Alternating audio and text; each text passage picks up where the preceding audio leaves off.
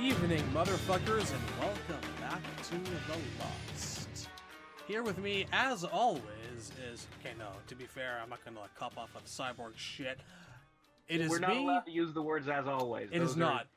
Completely off limits. It's a registered trademark of Cyborg and the Netherkast. I am Shad, he is Razor, and we are here to bitch about continuity because we love Mortal Kombat and its story oh so very much. We love it, even though it hurts us. We don't know why we do. It's 2018. We're in our 30s. Logically, we should have better shit to do with our time. It comes home drunk and it hits us, but we can change him. I'm drinking right now. We are here tonight to discuss the second in our Lost Rebirth series of characters. We are here to discuss one Mr. Shang Tsung by popular demand. Yep, we did Liu Kang, and now we're doing his arch nemesis. It seemed appropriate. For those of you keeping track out there, it's going to be a trend. We're going to be covering a lot of MK1 characters, I think, before we feel comfortable to move on to the MK2 period. I just enjoy the chronological order. That's me personally. There's something satisfying about it, and yes, I'm right with you on that. And there are some characters, to be very fair, from MK2 onward that I don't feel like I have a lot to say about. Like, when we speak to our Baraka episode, it's probably going to be like a half an hour, maybe 45 minutes. For tonight, Shang Tsung, I think we can get at least like a solid hour, maybe an hour and a half out of him. Who knows? We'll see. Right. So, where do you want to start? I mean, do we want to go to this chronologically or timeline-wise? What do we want to do? I guess we should start just at the beginning because it'll also... A lot of what we talk about isn't just the characters themselves, but the way we've reacted to the characters as they've changed and grown or been retconned or however it happened over each game. So the thing that's always kind of interested me about Shang is how, like, fuzzy his origins were, like, in the early games. Because... So just to look at, like, the plot of MK1 before you really knew anything about Outworld, he just seems like a really old Chinese guy who happens to, like, worship this, some sort of foreign gods in some demon realm who want him to control this tournament and steal souls. And they call him a demon sorcerer a lot in, like, MK1 and 2 stuff. And it's like, well, what does that mean? Is he a demon, or is he like a sorcerer who uses magic from demons? What does the phrase demon sorcerer actually mean? And the most interesting interpretation of that, I think, is the Jeff Rovin novel, which the point of view of that novel is that everyone from Outworld, like, Outworld is actually like a spirit realm, like hell, and when someone comes to Earth, they get a flesh form. So Shang Tsung is a demon, but he's, like, possessed a guy named Shang Tsung. Right. Sort of. Now, as I remember, the Jeff Rovin MK novel was also kind of quasi-Lovecraftian in the way that it depicted Outworld as being this realm, or at least Shao Kahn's castle, as this place where the laws of physics didn't really apply sometimes, and corridors that seemed to be sloping downward are actually sloping up, and the thing that struck me about that was how much of the novel was dedicated to Shang Tsung specifically. It felt like a good third of the novel was from Shang's perspective. Like, a big chunk of that novel is just Shang Tsung's origin story. Like, it's set in the ancient past of, like, the era of him and the era of Great Kung Lao. And he's like Great Kung Lao's cousin or something. Like uncle, I think? Yeah, his uncle, like that was uncle. His half-brother was a fisherman who was the brother of this guy, and one of them was a tax collector, and the tax collector drowned. I specifically remember the term tax collector being prominent in Shang's origin story. No. Shang. Similar to a lot of, like, old Chinese texts that I've read in, like, history class. It was Shang. Shang was the tax collector. I remember that now. Like, Chinese myths and legends love stories about, like, politics and bureaucracy and, like, political figures and tax collectors and, like, governors and senators. They knew who had the real characters in their stories. But, like, just all these like city officials are always like the main character or the main villain. To be very fair about it, I can think of no one better, a few people better suited, rather, to live under the oppressive thumb of a alien soul-sucking dictator than a former disenchanted tax collector. Yeah. I think that's what really sold me on it, was like the origin was just so potentially bitter and disenchanted enough in Jeff Rovin's MK novel to work as an origin for the character, yeah. And it's like, it's interesting, there's like a whole, like, his path of discovery that, oh, I'm actually a demon who was sent here from another realm to take it over. Because he forgets. I just thought I was a human because I've been living in this human body and I got amnesia when I crossed over. And, like, his moment of discovery ties in with him sailing to and finding his island. Yep, and it's like, it's really the only thing that's ever bothered to give the island its own backstory. To be really honest, people, I think the Jeff Rovin novel doesn't get enough credit. I had a lot of fun reading and rereading that thing there's some goofy shit in it, like how Liu Kang gets powers. The goofiest thing in that novel is, like, the last sentence. Yes, Ruthe, I look forward to such a mortal combat, too. Son of a bitch, man! We're some kind of Suicide Squad? Like, I remember being, like, I don't know, 12, 13 years old and going, Shao Kahn would never say something remotely as stupid as this. But whatever. They're planning a second novel, so I'll give it the credit. And the second novel never fucking showed up. No. But you know what? Okay, seriously, tonight I've had 3 glasses of wine. I'm feeling drunk and generous. The first person to, like, message me on Facebook or the Discord, the first person I see who messages me with interest gets my spare copy of the Jeff Rovin MK novel, gratis, free. I'll pay the shipping. If you prove to me you give a shit... Do you own 2 of the book? Yes, I do. It's a very strange story, but yes, I do. The first one of our listeners to message me on Facebook or the Discord and ask for it, that I see first, I guess I'll flip a coin that morning or evening. You get it free. I'll pay the shipping. It's all yours. If you've never read it, I encourage people who have never read it to message me, but it is yours. It's a fun little read. It is absolutely non-canon. It is the reason why I love Evil Sub-Zero. It's all yours. Yeah, no, it is goofy, but it's also got, like, this weird, like, it feels authentically like a Chinese myth. It does. And to this day, I'm actually kind of convinced that novel is the reason that we have the One Being. The whole Pan Ku thing. Yeah, there is like a proto-version of the One Being in the lore of that book. It's uncomfortably close to the origin that we have, starting with MK Armageddon and forward. I'm convinced that John Vogel and the story team read that book, and they went, you know what? Yeah, we'll use this. But I do need to stress this book is not in any way canon to anything at all. No, I have to agree with you there.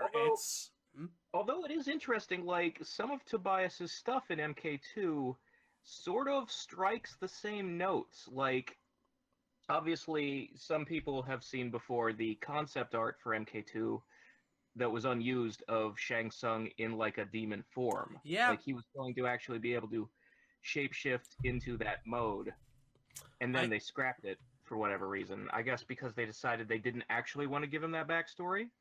But there's also a moment in the official MK2 comic, which was canon, where it's the scene where they're in the throne room and Shang Tsung has just come home from the Tournament of Failure, and Shao Kahn's like, give me one reason not to kill you. And some of the dialogue in that scene basically says that the reason Shao Kahn is able to make Shang young again is because Shang has died on Earthrealm. Yep. Like, he has a body in each realm or something like that. So it's more like a reincarnation is why he comes back as a young man. Which obviously isn't canon anymore, but it's interestingly along those same lines as what the book was doing. Considering where they brought his storyline and his ties to Shao Kahn in Armageddon, I wouldn't be surprised if they still kept that in mind as reference material. Yeah, I mean, you could technically do that still, because, like, the way the canon is now is that Shao Kahn owns Shang's soul. Yeah, Anytime his Shang ever dies, Kahn gets his soul, and we know that Shang has spare bodies in the flesh pits, that if Kahn wanted to bring Shang back, he could just stick the soul in one of those bodies. he's pretty much an actual living soul form lapdog. Shang Tsung cannot die as long as Shao Kahn exists. Kind of a free get out of jail card, really. Kind of. Not so useful in the new timeline where Shao Kahn is dead, but... We're gonna get to the new timeline, Yeah. and Yeah. then you're gonna hear me say a lot of things as I drink this wine about Shang Tsung, and many of them will not be pleasant. I do think we've kind of lost something in that the current canon doesn't call him a demon sorcerer anymore. Oh, we've Not lost... because I think he should be a demon, but I think that you could write a story about how using black magic has transformed him from a human into something demonic. And then you could give him a fatality where he does take on that monstrous form, maybe, instead of, like, morphing into Kintaro, which was cool, but... We've lost a lot of things in regards to Shang Tsung in the new timeline, and even before that, and I'm gonna get to that.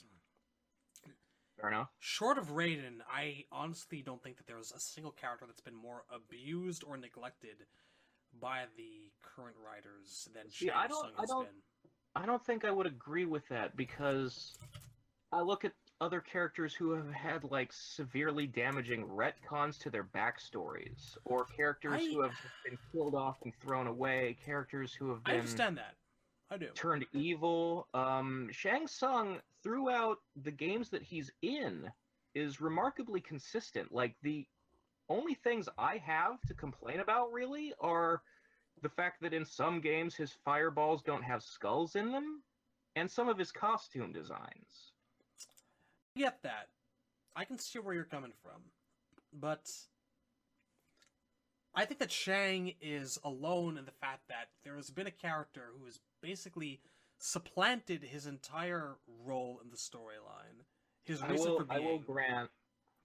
We're gonna get there. We're gonna get there. Yeah. Let's. Yeah. I think our listeners can already guess where we're going with this. We will refer to it as the Quan Chi issue, and then we will delve deep into that issue soon. So but for the moment, MK1 Shang, we say, 15 minutes into this motherfucker. MK1 Shang, what'd you think? I am a big fan of MK1 Shang, because, for starters, he fucking floats. You can't sweep him. I love that shit. This is true. I also like that he's wearing a sword at his hip that he never uses. Just, hey, it looks nice. You know, I don't know whether it's like me being blind or what have you, but I don't think I ever noticed the sword at the hip until many, many years later, when people found out that he had like this fatality that was unused in the code, where he chopped her fucking head off. Yeah. I just saw him as like this mystical floating Asian archetype of an old martial arts master demon dude. It was cool. Yeah. It was cool for what it was. I mean, I didn't notice the sword so much when I was like young, but you know, as a guy who draws the characters a lot and then has to like look at the sprites with a magnifying glass, I started noticing, you know, and I was like, oh, Shang Tsung is wearing a katana. What the hell? I see it now, but just then, nah, not so much. It doesn't help the fact that my proper introduction to Shang Tsung, my proper introduction to Mortal Kombat was MK2. I didn't really go back much and play MK1, like, in the arcade, on the SNES, not so much. Yeah. Even the Genesis ports was really limited. Like, I'd go into a video store and I'd rent an hour with the cartridge, and I'd enter the blood code or the dullard code, and that was my experience with MK1 by and large. I was first interested in Shang with MK2. Yeah, we've gotten into like our personal histories with the series on several like episodes of the Netherkast before, but just quick recap. I first became aware of the series when MK2 was out, but I didn't go to the arcades very much as a kid, just because it was kind of a drive for my parents to take me. So most of the MK I played was I owned MK1 on the SNES for a very long time before I ever got MK2, the home version. So I played a lot of MK1. And Shang was always, I thought, a really great boss because, first of all, I just love that the skulls that he throws scream at you. Yep. Like that's just a great effect for like the whole ambiance of the thing. The guys shooting these fucking souls at you, and they're obviously in pain. And The thing about the screaming skulls is that they're creepier in MK1 than they are in MK2. I remember that the first time I heard them in MK1, where he was a boss, I was wondering who was stabbing a dude to death. yeah, it is Because a much more They pronounced actually, wail of they pain. sounded in pain. They actually sounded like they'd been imprisoned somewhere unpleasant for 100 years. Yeah, the one thing that always kind of disappointed me though with MK1 is that as a boss, Shang didn't get a fatality. I would have loved to see him have a soul steal in that game. My preferred incarnation of Shang is MK2 Shang, and it's as far as I understand, it's not an uncommon opinion to have. Mm. Yeah, and the interesting thing about MK2 is like, so the reason I was attracted to Mortal Kombat as a kid is like most kids, the fatalities. You know, I saw screenshots of all the finishers in like the back of, I think like a GamePro had like a like a strategy guide for the game, and it had like shots of all the finishers. And so like from a very early point, like as the moment I was aware of Mortal Kombat, Shang Tsung had my favorite fatality in the series. Like the Soul Steal is the most graphically interesting thing in all of MK2. And its only real competition is Lose Dragon. It's funny that you say that. I don't know what it was for me. The Soul Steal was pretty cool, yeah, sure, but out of all the fatalities in the game, the one that made the most impression on me to start off with was the inner ear fatality. Possibly because from the outset, I really latched onto smoke. And I thought to myself, if this dude can emit smoke, why doesn't he turn into smoke and enter a dude and blow them up? Why does this motherfucker have the fatality that the cool black and gray and silver ninja motherfucker should have? So that's kind of a part of my origin with the fascination of Shang was he's got a fatality I think someone else should have. But there were other mitigating factors, like he can actually turn it into Kintaro, so he's got that secret fatality factor. Yeah, that was the other thing. Shang Tsung was the only guy in the game that had 3. Yep. That was pretty cool. He was also the guy that carried on the "Have a Nice Day" motif from MK. Yeah, I love that too. I wish they brought that back. Okay, for those who have not gone back 20 years and played the MK arcade versions of 1 and 2, they did this thing initially starting out, where if you got a quote-unquote bad ending, like Raiden's MK1 ending or Shang Tsung's MK2 ending, where the entire world gets destroyed or everyone's soul gets absorbed, they would end the arcade text with "Have a nice day." And you could just feel the smiley face sitting there, mocking you for being a dipshit enough to choose the bad character. So that was a fixation. That was like, you're letting me play as a sub-boss in MK2, and you're letting me basically choose to be anyone that I want, but the trade-off is I have to go, and I have to get the bad ending, and I have to let them insult me for it. Although it's really only the bad ending for humanity, as opposed to like MK4 Reptile, where the bad ending is the guy you played as dies in his own ending. Oh, we should probably do Reptile next, because I have so much to say about him, and it's mostly all just sadness. Made of tears and sadness. But anyway, Shang Tsung.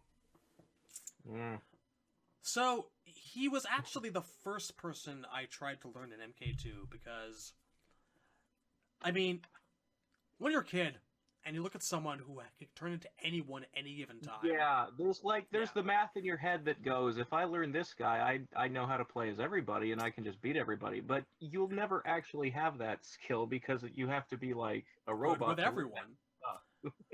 To my credit, I can more or less play 80% of the cast now in MK2 and MK3, I think.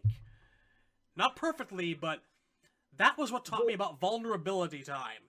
That's how I learned that someone with all the powers of everyone is not necessarily the strongest character or the best character in a given game. Yeah. Well, the hardest part of it for me was never, like, learning the moves of all the people he morphs into. It's learning the morph commands, because a lot of them were 3 direction and a button instead of 2 direction and a button. I'm gonna try remembering this right now, live, and I'll let the proof be the pudding, and I'll try to remember how... I'll let our listeners and viewers decide and see for themselves how much I actually remember. So if I remember right, Baraka's was down, down, low kick. Subs was forward, down, forward, high punch. Scorpion was whole block, up, up, and that was it.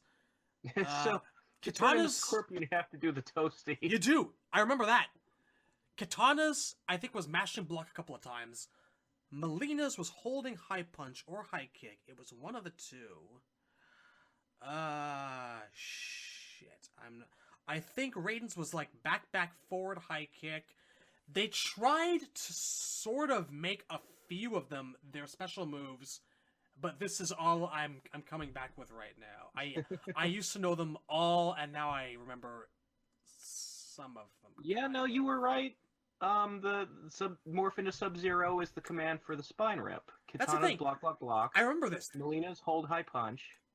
Yeah, see, that's the thing. To learn how to play Shang Tsung and actually morph, you have to learn not just how to throw the flaming skulls, which there are 3 versions of. Yeah. You then have to learn 12 more button commands. I remember sitting down and thinking, is there any way that I can learn this character and make him useful without morphing? No. Okay, moving on. Yeah, you can't so really get by with just the skull. Before we continue moving on,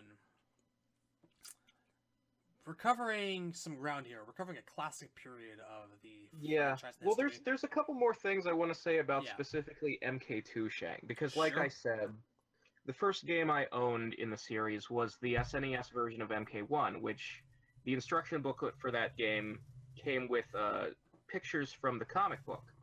Yep. So I was aware of what Shang Tsung wore in the ancient past.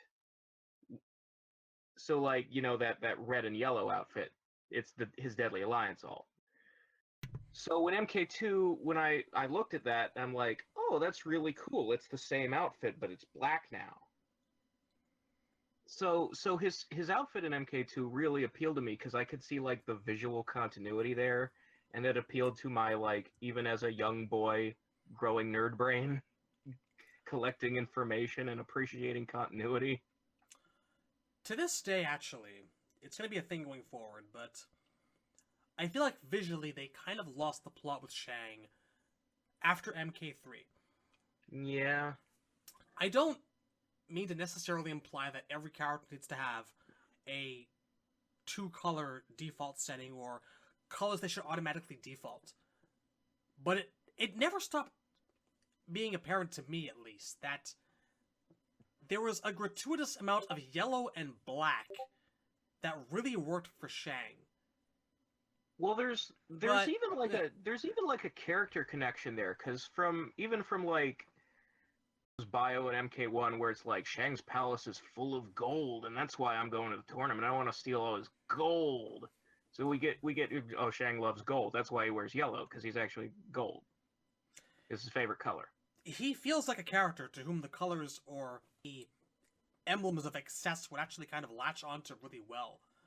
Even when he's got, like, I hate the MK3 costume. Island. Obviously, he's all about, like, affluence. Being, like, surrounded by opulence, throwing these giant banquets at his tournament and all that, like, the money and the power and the prestige. He fucking loves it. So, yeah, being all about the color gold makes sense. I can sit here and I can look at MK3 Shang and I can say, You look like a low-grade, low-tier professional wrestler from the early 1990s. Yeah. You look like an idiot, but somehow this works better for you and makes you more recognizable than the MKDC or MK2011 outfit. Deadly Alliance is up to debate. I don't know. I mean, we can pick apart each outfit as we get to that game, but since you bring it up, I would like to talk about the MK3 costume. It's terrible. Because it's just... Yeah, because the neon yellow spandex pants is just the... If it were for the pants... worst outfit in the game. If it were for the pants, it'd be kind of passable. Just change the pants and it's perfect. Like, I love his, like... And yet the color works. The color's okay. It's just the fact that they're like these spandex Craven the Hunter reject pieces of shit. It's so weird. It's so weird. And he's got, like, he doesn't even have, like, underwear over the top the way Superman does. This is a thong. And I'm gonna get this out of the way. His idle stance, his battle stance...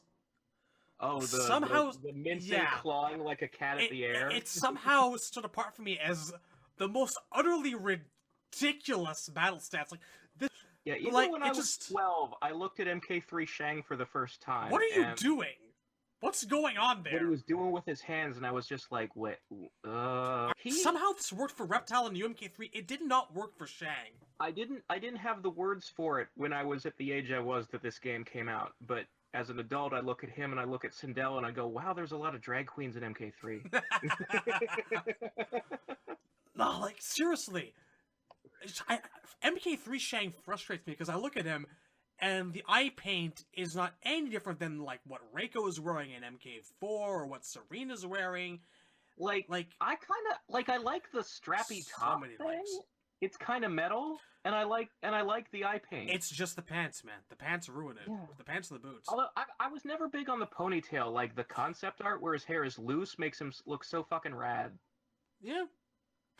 And before we go forward here, I'm gonna go ahead and posit that something that's actually been lost with Shang over the passage of time is the pupil-less look on the eyes. Oh God, yes. Yeah. Thank you for bringing that up. I would have forgotten. It's been bothering me for a long time.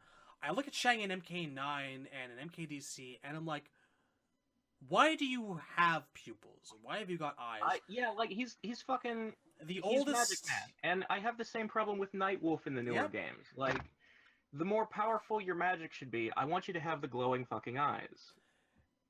There's also, the eyes are the window to the soul, and I can think of no character more appropriate to outline that, who eats souls to stay alive.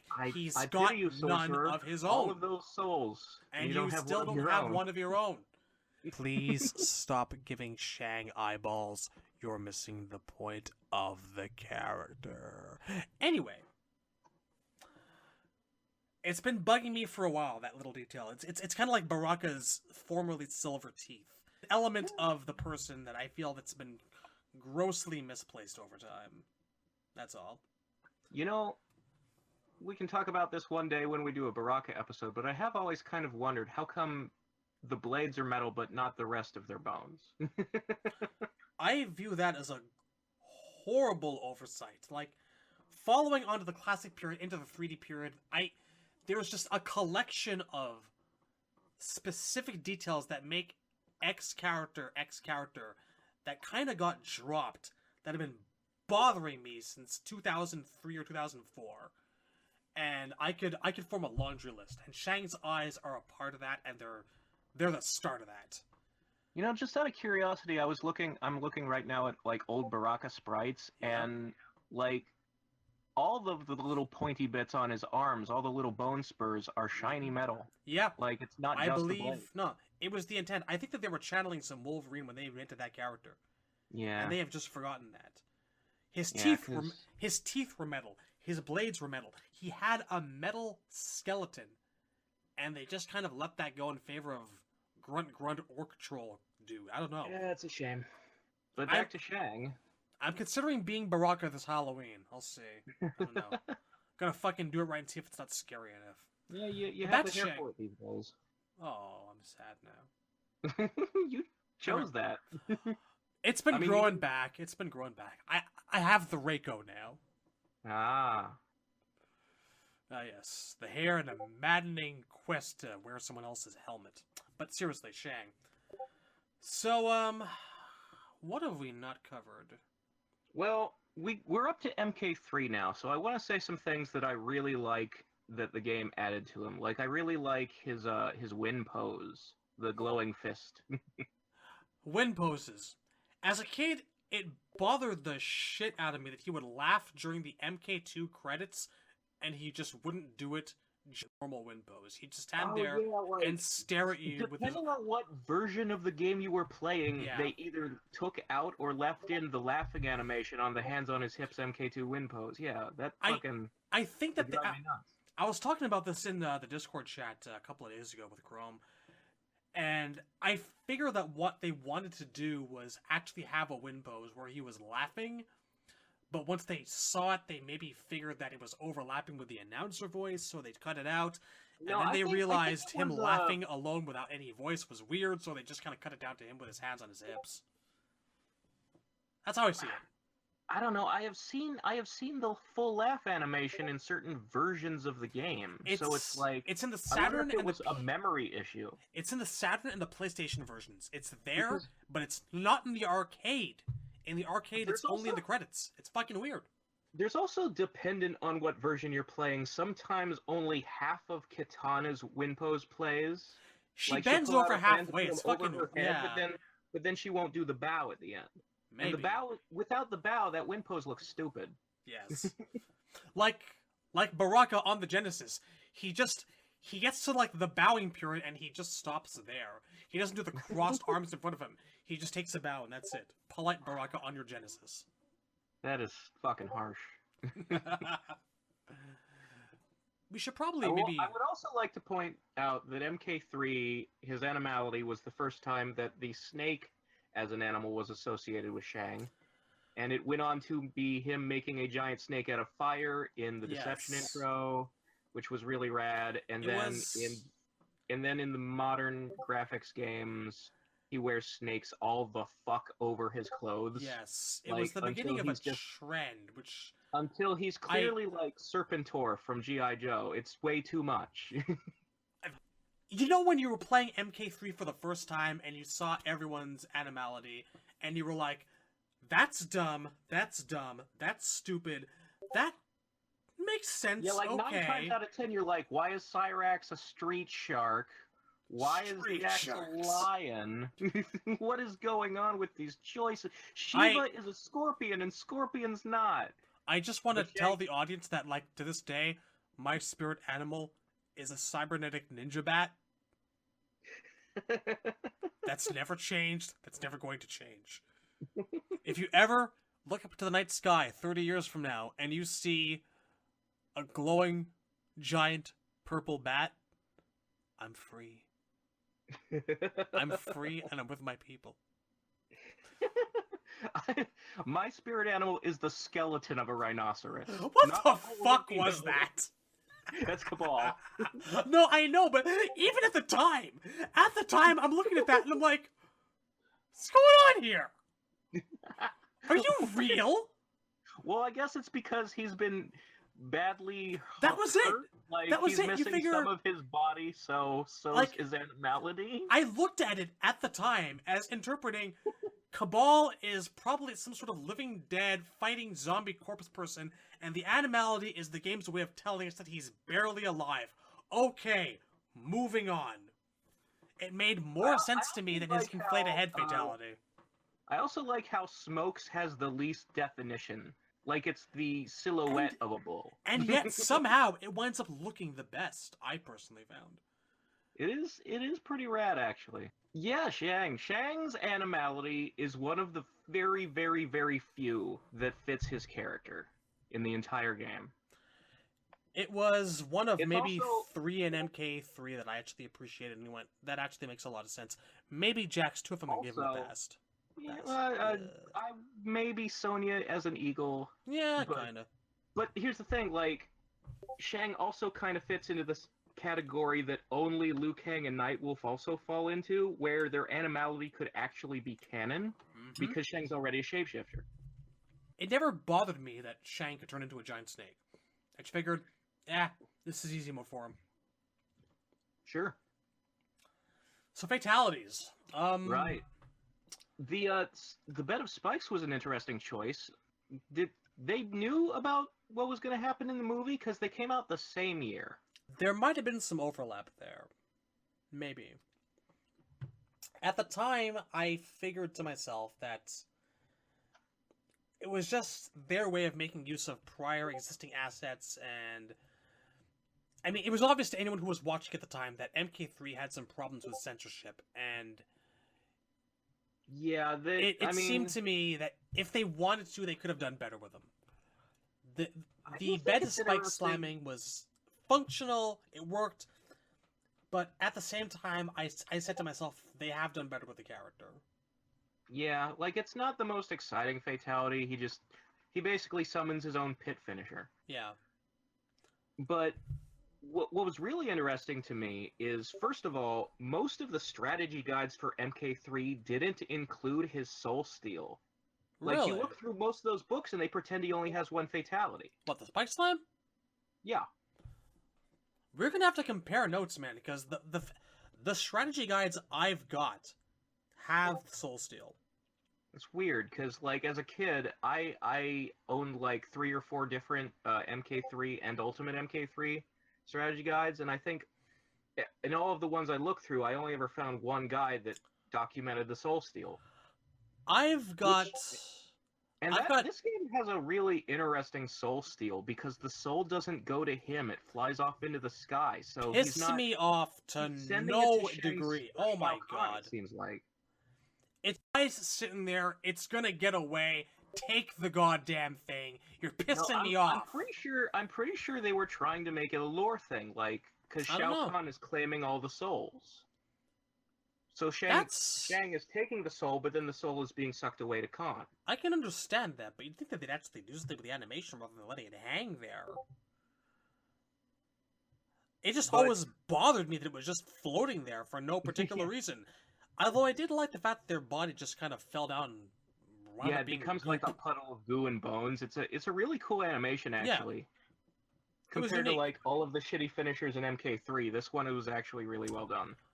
I'm gonna give Shang Tsung's friendship some props, actually, because it introduced me to Joust. So yeah, Joust... As a kid, I also did not know Joust until I saw Shang's friendship. And as a kid, I'm looking at that, I'm like, the fuck are you? What is this? He turns into a couple of pixels? What's going on here? That's how I learned what that was at the time. I was so confused. Completely confused. Yeah, I think one of the strategy guides explained Joust to me. it was a lot to take in at the time. His MK2 fatality, how'd you feel about that? You mean friendship? Yes. Yeah, friendship. So his MK2 friendship is my favorite friendship ever because I like rainbows. See, I almost kind of figured the whole point of a friendship should be to go as far out of character as possible, to have the most fun with the cons, to make it as ridiculous as possible, and there is not one friendship in MK2 that made me laugh quite as hard as Shang sprouting a big fucking rainbow from his palms.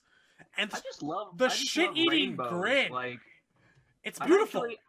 I'm a little bitter that the gay community has claimed the rainbow as their symbol. Because then it makes it socially awkward for me to be a fan of rainbows. It shouldn't, man. Take it, run with it. It was lovely. It was just... He was so plainly happy during that friendship. He sold it. It was a beautiful thing. There's peace on earth and goodwill toward men. That's the thing, man. If you're going to do a friendship, make it as out of character as is humanly possible, and it'll go over all the better. There is something missing with just buy a Sub-Zero or Scorpion doll. You know, you need a little bit more than that. Yeah. And like Shang Tsung's Shang's friendship spoke to me more than anything else. Yeah. It always really kind of stuck in my craw. Like, I understand palette swaps, but that the friendships are the same friendship too. Yeah, I always kind of hoped it'd be something else. Like, Sub-Zero doesn't do the toasty. Come on, animate one more fucking thing. They all just shilled out action figures of themselves, which was... A shame, but I suppose that's Like, the nature of commercialism. Cutesy, and I get it.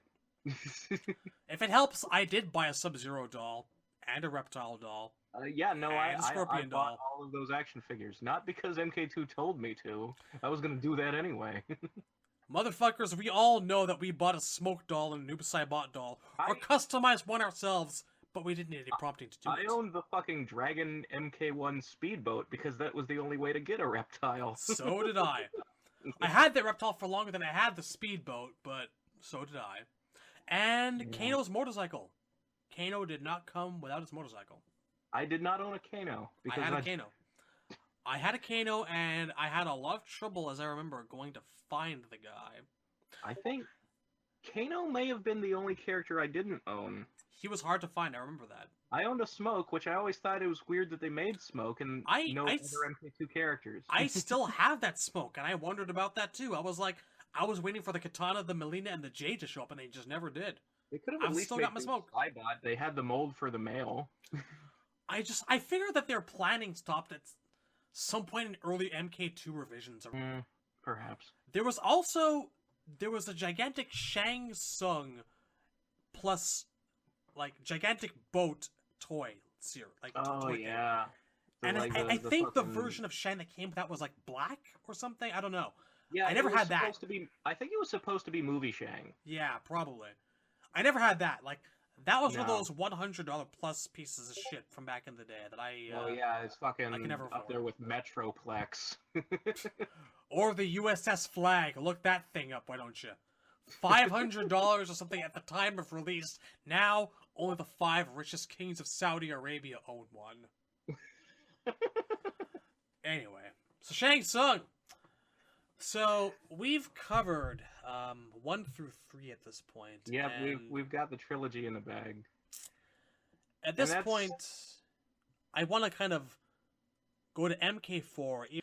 But when MK4 came out, more than I think anyone else, like Jax or Smoke or Noob Saibot, well, Noob Saibot's an exception because he was there for earlier revisions, but one of the things that I remember at the time was going, there is no Shang Tsung this time. And that was surprising to me because I had become used to seeing him go from the boss, the capo del capi of MK1, to a steady recurring presence in MK2 and 3, having the morph ability, which at that point it kind of felt like there should always be a character who morphs.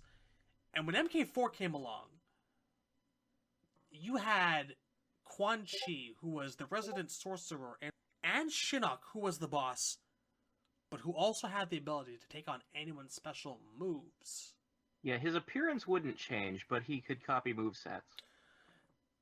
That was the first time. I remember going, they kind of gave old Shang the shaft here, didn't they? And I'm not trying to lead the discussion here. I'm really not trying to, but this is... no, because I don't entirely agree, because here's my thing. I'm just saying, there's a theme that emerges here for me personally, going forward.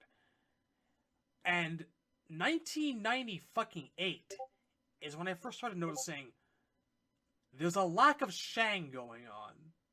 Yeah, so for me, intellectually speaking, as we got further along in the games, and I was getting older and sort of understanding how storytelling works more as a kid, like, I realized, okay, so they usually, like, kill off the bad guys in the movie for a reason, because it would be weird if they got away and then showed up again in the sequel and you had to do all the things over again.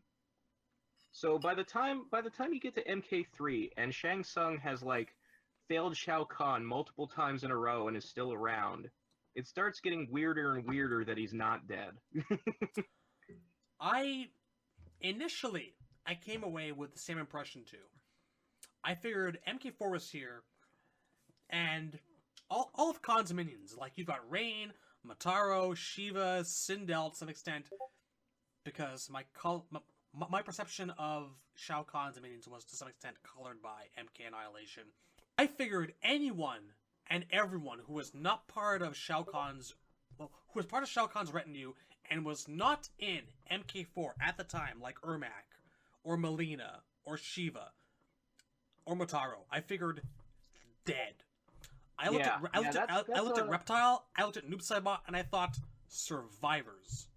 Yeah, see, that's a common thing, I think, for people who were growing up in that era, is you look at the games now, and it's always like, if somebody's not on a roster, you're like, they're somewhere off screen and they'll be in the next one. Why couldn't they be in this one? At the time being, Mortal Kombat was Mortal Kombat. If somebody didn't make it into the next game, you were like, oh, they must have died. Yep. Because people die in Mortal Kombat, because... Oh, we were so young. We were so young. Yeah, no, it was naive of us to think that. But we were learning. It was a different time. The other thing about it, though, is it's not just that, like, how many times can a bad guy get away from either the good guys killing him or his boss killing him for failure. There's also that element of, like, closure, because the trilogy was over. MK4 was a new story about a new group of bad guys. Shang wouldn't have necessarily fit that environment. And then there's the third element of them stepping into 3D and you knowing that technology can't handle morphing. Yeah. That was always an uncomfortable reality to have to face up to. And I have to confess that one of the most painful parts of MK Trilogy was, as a PlayStation owner, and as a PlayStation owner who was a fan of Shang Tsung, having to make a choice of 3 characters for loading time. And because I'm not an idiot, those choices went like Baraka, or whoever the fuck is your like number one preference, and pick either Katana or Melina or Jade, or one of the ninjas. Usually one of the ninjas, because 7 characters free, right? Not gonna be a fool. You can see that, yeah. But yeah, this was the era where you had to start reevaluating Shang's worth gameplay-wise as a character who was known for firing flaming skulls and turning into other people. So I started to wonder where the use for that character goes. We were stepping into an era where turning into other people was no longer technologically viable. It meant loading times. Loading times were an inevitability at this point in time. So it was not. Although, even Shinnok on the PlayStation 1 version of MK4, Shinnok in the middle of a fight came with a 1.5 second loading time for anyone you chose to turn into. Middle of a fight. Didn't matter. Imagine playing a game offline and experiencing lag. Pretty much. That's where we were in 1998 and 1999. God, it was a fucking pain in the ass. But even though, like, I knew, like, story-wise it made sense for Shang to not be there, it did kind of occur to me, the entire MK2 roster is in this game except Shang. That's kind of a shame. Yeah. To this day, I still remember 1998 to 1999 as that point where I really fucking miss Shang. I do. He came back later on, but to this point in time, I feel like the original trilogy was his time to shine in his golden period. When we were still under Tobias as writer, like MK4 was before he left to make Tao Feng. Yeah. So you're like, it never occurred to you that things could be retconned. So we were all pretty sure Shang Tsung and Shao Kahn were actually dead in the story, and we're not coming back in the next game. And then we sat there for 5 years waiting for the next game. And Deadly Alliance was revealed, and the very first 2 pictures... Okay, so there were 3 pictures. There was one of Scorpion and a very early costume Jax fighting. Yep, I remember that. There was one of Quan Chi standing in his fucking spiderweb laser lair. That was, I think, the month after, because I remember spending the entire month going, blah! It's finally back! Oh god, MK's not dead! And I was talking about this on the Discord just the other day, when that Quan Chi picture was released. This is how stupid some MK fans are, or at least were at the time. Almost all of MK Online consisted of people arguing about whether or not that picture was Quan Chi.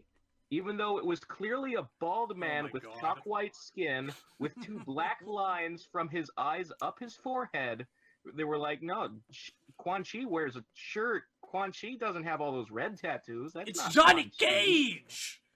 Johnny what Cage! The fuck, man? I don't fucking know, man. Don't ask me. Fucking... Even... I told them then that they were fucking idiots, and I'm saying it now, like, 20 years later. I just wanna, the third picture that was released was that Quan Chi standing next to Shang Tsung, and then they told us what the story was going to be when they released that picture. Yes. And in that moment, I was like, oh shit, bad guy number 1 gets to be bad guy again. Mm-hmm. Before we get to that point, though, 3 words for you. Okay. Cary Hiroyuki Tagawa. Because I feel like we'll be very remiss in talking about Shang and moving forward without talking about the movie. It would be very uncouth of us to skip the movie, because the movie did so much for Shang. It really did. He's kind of planted a flag on that role that I don't think anybody else will ever usurp.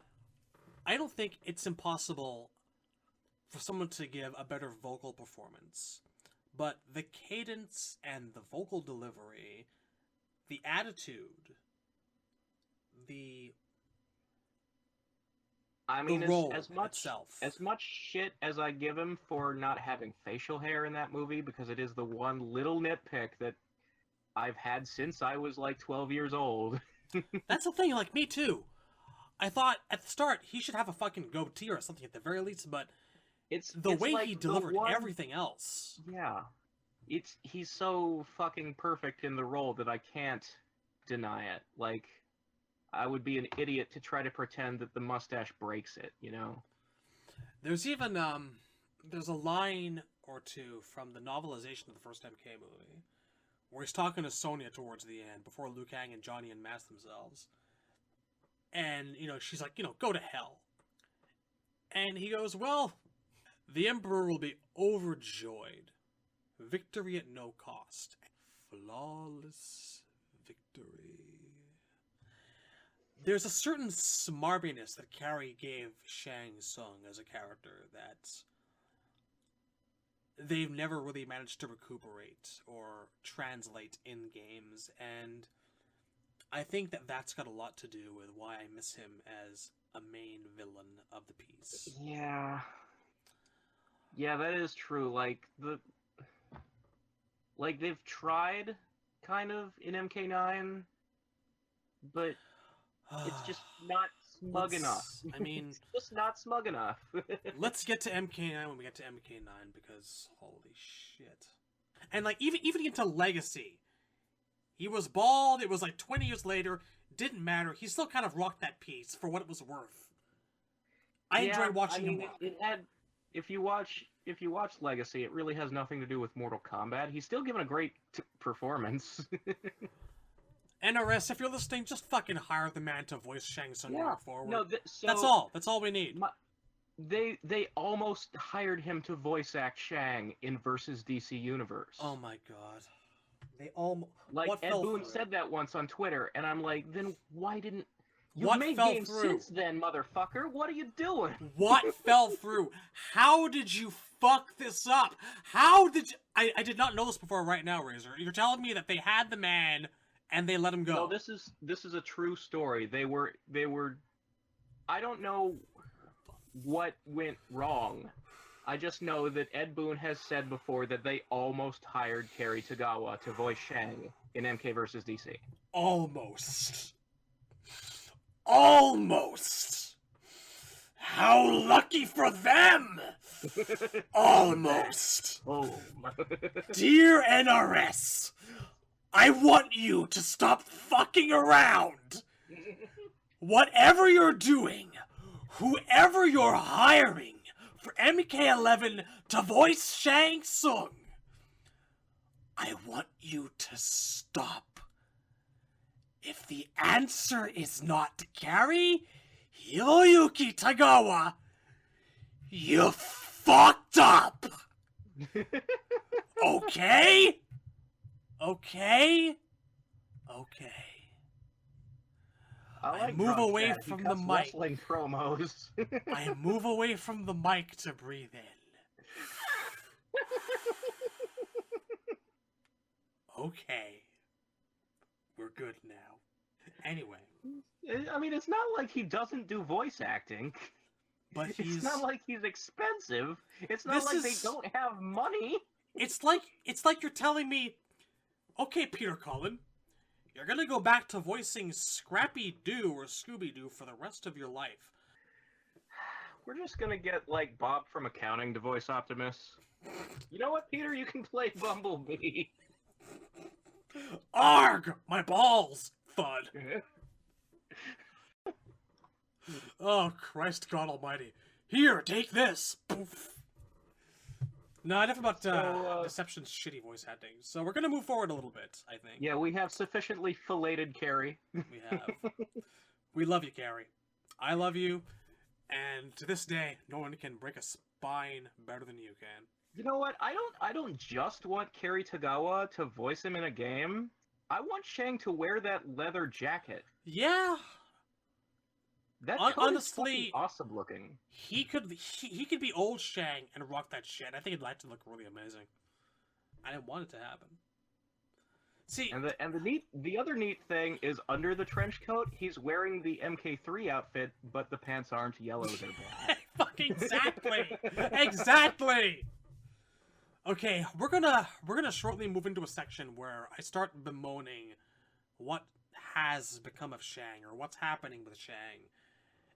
And I want to just, at this point in time, have you consider the previous hour to 40... Okay, no. We're, at the time of this recording, right now, as I'm speaking, we're 1 hour, 3 minutes in. The time code on whatever you're watching will probably be different because of editing. Probably. But we've been talking for an hour.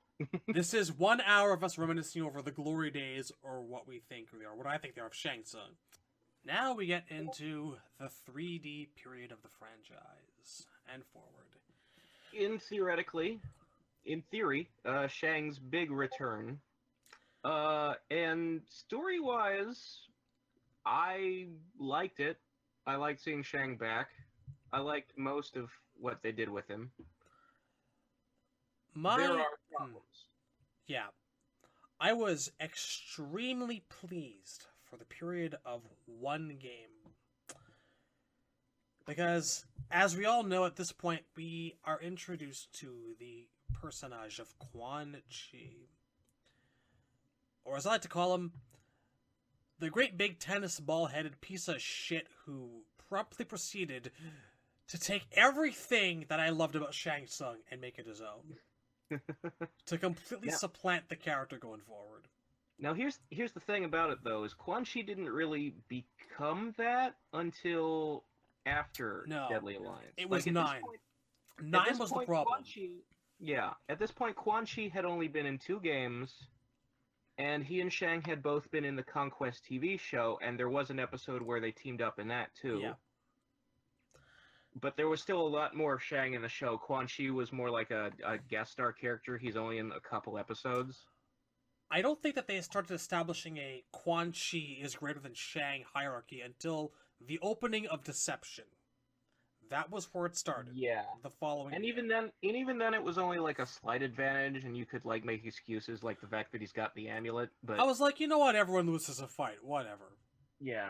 And it was also sort of like just sort of a generational thing. Quan Chi was the newer character, so it's like, yeah, let him have the W this one time. But at the time being, it did rankle me. But I was prepared to let one slide. There is a sense across the 3D era that even though it started with a story where Quan Chi and Shang Tsung are supposed to equally be the boss of the game, it still sort of felt like they were nudging you to feel like Quan was the better of the two.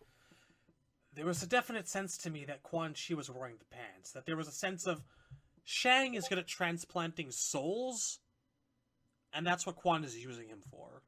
Yeah, and then Quan's gonna backstab him and run off with this army of mummies. And it's like, Because logistically, you think about that, you learn a couple things. First of all, Quan Chi can't move souls. Like, the only reason he's able to raise the dead in other games is because those guys their souls are already in hell. Mm-hmm. He can't steal a soul from a living being. He can't move a soul from one place to another. All he can do is go down to hell, find dead people, and make them not dead anymore. This, to a certain perception, will, I think, become more important going forward into MK9 and the levels of bullshit that transpire therein. Yeah, but because there's no way that Quan Chi and MK9 should be able to do some of the shit that he does with souls without Shang's help. But we'll get there. It just shouldn't be happening. But but as far as Deadly Alliance goes, Quan Chi needs Shang Tsung to put souls in the mummies because he can't do it himself. So really, Deadly Alliance is a story of Shang Tsung doing all the fucking work. Yep. And Quan Chi just kind of standing by waiting. The narrative is from Quan's perspective. It's him getting out of hell. It's him running away from Scorpion. It's him stumbling across the army. It's him going, I need someone to do some tailoring here. And then he comes across Shang. Shang, meanwhile, in the intervening years, has had a not great time of it. Yeah, so you find out that after MK3, Shao Kahn threw Shang in the dungeon because he failed. Yeah, but it's that was still, all his fault. It's the whole thing of like Megatron and Starscream, exactly. Where he just won't kill the guy. This was all your fucking idea. I'm gonna make you suffer for this. Frankly, to me, what was amazing at that point in time was the fact that Shao Kahn and Shang Tsung still existed at some point or another. That they weren't all dead. I'm not entirely fond of this particular story beat. Like, it's necessary to get to Deadly Alliance, but it makes them feel like an old married couple, as opposed to, like, an evil dictator and this guy who he should be fucking murdering for multiple failure.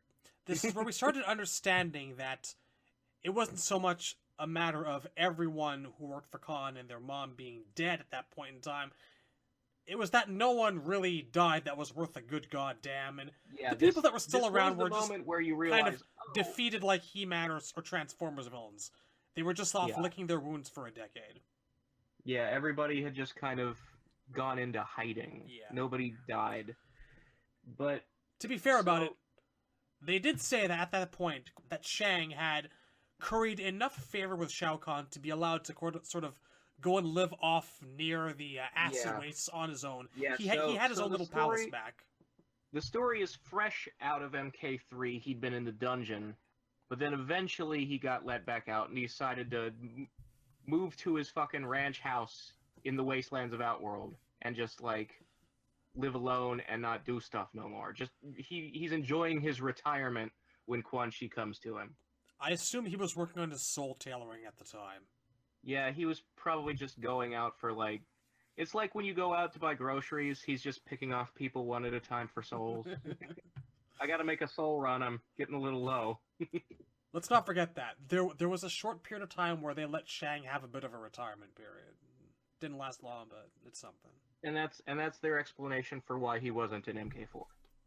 He was in the dungeon with many other folks, here and there. And then he retired and decided to just move home and live the George Lucas is doing post Star Wars. Pretty much. just live on the Skywalker, the Sungwalker Ranch. And then one day, some tennis ball looking motherfucker escaped from being beaten up by Yellow Ninja for a couple of decades, and shows up on his doorstep and goes, "Hey, I got this idea. I found this army. I can't do that whole thing where I move souls from one body to another body. How's about you do that, and then we'll share the army and take over Outworld with it." Meanwhile, on the side, I want to, like, do this whole tournament thing with a bunch of, like, slave villagers, but we'll let Kano take care of that. Anyhow, me, bros, cool. Fist bump. Here's kind of an important detail in that, is that Shang only goes for it. Like taking over Outworld, he still asks, "What's in it for me?"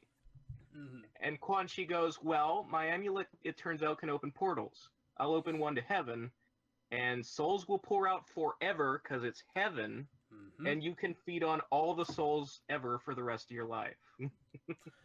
You'd figure that, if anything, this is kind of something that the Elder Gods would stand up and kind of say maybe no to, but whatever. I was okay with it, because it seems to me like evidence of forethought and some sort of planning going into it. This is the kind of thing, eye for an eye, tit for tat, that two high-level sorcerers, it was a sensible bargain for the two of them to make, so I was okay with this. Yeah. Well, here's the other thing, is that the 3D era was sort of where we started to learn that the Elder Gods don't actually give a shit about mortals. That they're not good guys. Like, the Elder Gods just kind of want to be left alone. So you're wondering at the time... souls are escaping heaven? Who cares? So he puts his sorcerer needle up into the heaven, and a bunch of them spill out, and he makes Shang happy. Whatever. I'll let it go. At this point, I think I was kind of used to the Elder Gods going, whatever. Not unless we have to get involved personally.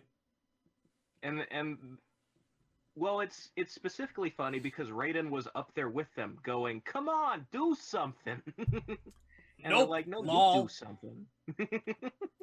Not our problem. And that's when Raiden decided that after only a couple years as an Elder God, he didn't want to be an Elder God anymore. Bless him. MK9 and all his faults going forward, he certainly did have a lot of heart. Yeah, like, old timeline Raiden actually did shit. He wasn't a fucking idiot. That was the thing, you know? Even during the MK movie, when you had that one shot of the doorway closing as the feast began, and before Sub-Zero started freezing people, you kind of got the sense Raiden wanted to sit at the table with those people. He wanted to help them, but he kind of couldn't because of rules. Yeah, like, he wasn't allowed in Shang Tsung's dining room. No soup for you, sadly. It's just kind of, aww. The fate of billions to... Okay, I guess I'll just wait out here then. It's no big deal. You're closing the... I wanted some chicken. I felt so bad for the guy. That's unfortunate. Nah, it is. But Shang Tsung, the Deadly Alliance. Now, to his credit, to the credit of John Vogel specifically, and I think he was the only person writing the storyline for this game, and if that is still the case... I think the John Greenberg might have been involved, but we know Vogel was the lead during the 3D era. Well, for one way or another, up until Armageddon, I remain impressed as to what they accomplished. There was a lot of plotting to do. They did manage to actually, like, honor and be consistent with the old canon, and when they did retcon something, they didn't fucking ruin it. It still made sense. So, Shang does have, like... Yeah. Shang does have an important presence in Deadly Alliance. Like, he is one of the two bosses. This is where the way the ladder would work is, as you got to the end, you'd fight Moloch, who was the sub-boss. This is where Moloch and Drummond come in, because they are his insurance plan. Because he's no one's fool. I admire this part. He's like, this Quan Chi, I know who he is. I know what he's made out of. He's not so far from me. What would I do if I were me? Oh, hey, I'd stab a guy in the back. Here's my insurance plan. Shang and Quan are both planning to stab each other in the back when the army's done. Like, they are... Neither one is, like, naive or being fooled into, like, trusting the other, really. Like, Quan Chi's backup plan is really just kind of, I guess I'm the stronger of the two of us, I can take him. Shang Tsung's backup plan is, hey, these two demons hate him, I'm gonna keep him in my basement. Exactly. People forget that. Moloch had an entire lovely pit for him prepared where he'd just sit there and eat people while waiting for Shang to give him the okay to eat Quan Chi, or throw him down there to the wolves, or what have you. No, I guess one of the endings says that Quan Chi's plan was to have Kano stab Shang in the back. I think that was right. Yeah, you're right. Yeah. Which is weird because Quan Chi was also planning to have Mavado kill Kano and take over as general. Huh. See, this is probably one of Quan Chi's most understated weaknesses. He overthinks shit. Yeah. He really does. too many balls in the air. Anyway, look where it got him. Yeah, and like, what I really like about the writing in Deadly Alliance is that they didn't just, like, make Shang relevant as the boss. They also made sure to tie him into the new characters, which both makes him more important and makes the new characters actually fit, which is something they didn't do right in Deception. You know, you have, like, Darius and Dairu have nothing to do with anybody, and that's why they don't make sense in the game. But whereas when you we have Kenshi here. Yeah. And what makes Kenshi's introduction so great isn't just that he's got a strong design and good special moves. He's it's another that, guy that Shang Tsung fucked over. Yes, he's tied directly into Shang. So really, Kenshi is a character who could have existed in any of the previous fit just as well as he does in Deadly Alliance.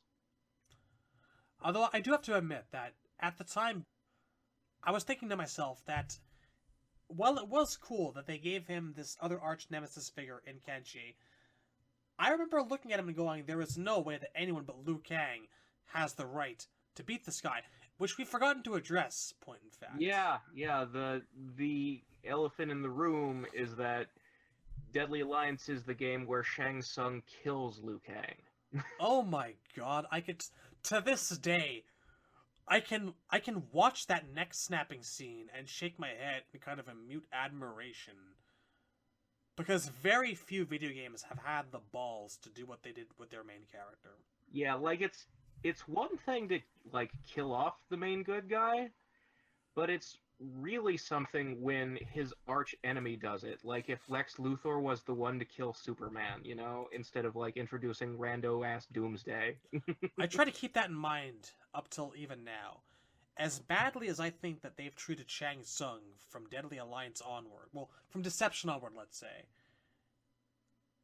few video game villains have had the honor of being able to do that to their heroic arch nemesis the way that Shang's gotten his. He got to... And it's not just that he got to kill his good guy, it's that it was Liu fucking Kang. Hero of heroes. And not only did he kill him, he ate his fucking soul.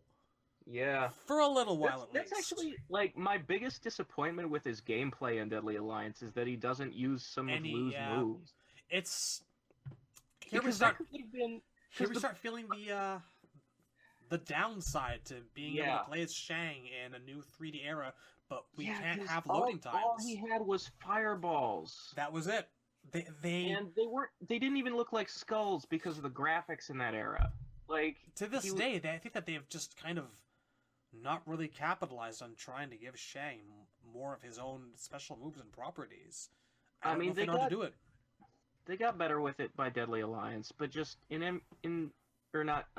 got better at it with MK9. Yeah.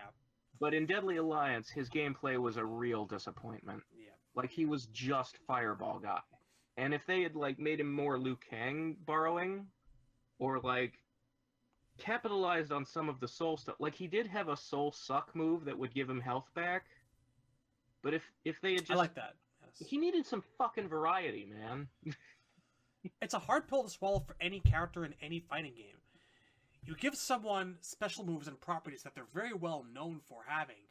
You make a comfortable play style, even if that play style is absolutely everyone under the sun. What do you do if you have no choice but to take most of that away? You have to reinvent the character. Yeah. And it took them a few games to get to that point where maybe they could.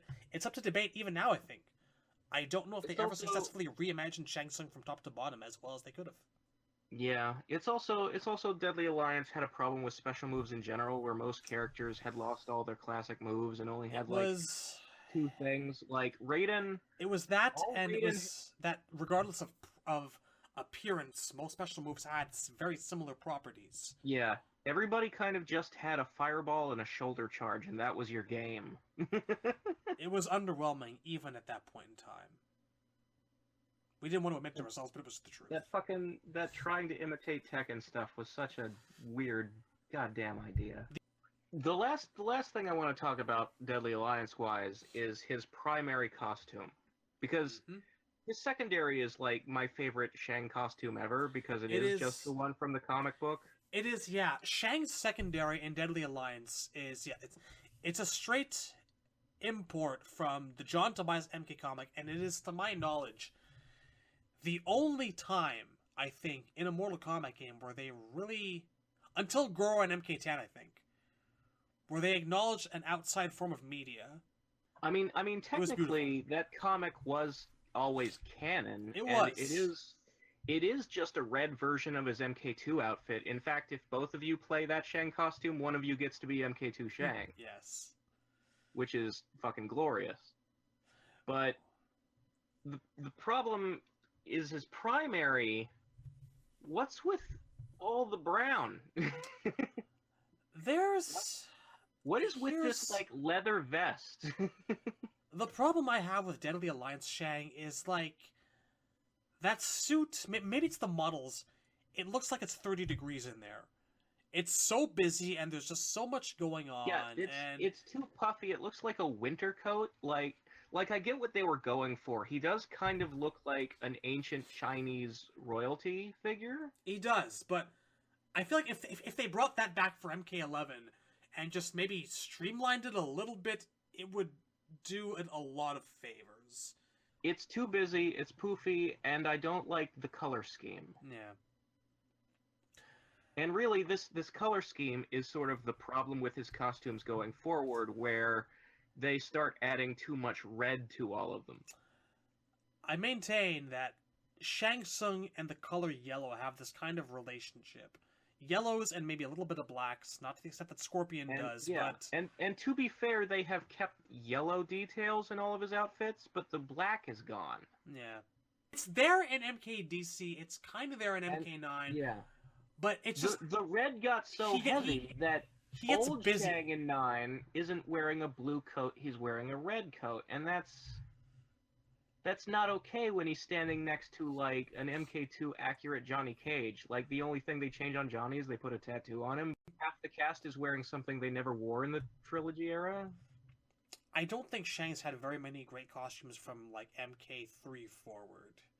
He's not been on the lucky side of things. Like, MK Deadly Alliance Alternate, MK2, MK1, and that's it. I liked what they tried to do with him in MK9, but it wasn't... I would say entirely successful. In terms of trying to, like, visually upgrade or reinterpret the older costumes, the only one that's really acceptable to me is the Versus DCU one. Yeah. It was a fair attempt. Yeah. Because MK9 is basically that, but let's add more red and snakes, and it just ruins it. So moving on to Deception. Right, so Shang Tsung dies in the opening cutscene. Sort of. It's weird. He gets, like, his neck cracked a little bit, and he pukes up a bit of blood, then Quan drops him. Then he gets back up. We need to talk about that. Yeah, that both him and Raiden appear to die from, like, kung fu wounds. Like, Raiden, the fucking lights go out in his eyes, and they stop fighting him. So, like, Shang and Quan clearly think he's dead. And then Quan snaps the shit out of Shang's neck to the point where blood pours out of his mouth, puddle-sized. And he drops him. And then, yeah, and then both of them stand back up to fight Onaga. I have never understood what that was about. This is the beginning, I suppose, of mortal wounds being instantly healed from. I don't know. Stop trying to take fatalities literally, people. Come on. Like, I get it. Bone breakers. X-rays. But you just did it in a cutscene to his neck. That's lethal. You tell me what you're doing. So that is the story of Shang Tsung in Deception. Well, there's a little bit more, because then Raiden explodes, and Shang does canon die for the first time in the series. Yes. Yes. And enter the Mortal Kombat Armageddon origins and histories written on the back of napkins, period, because they were just...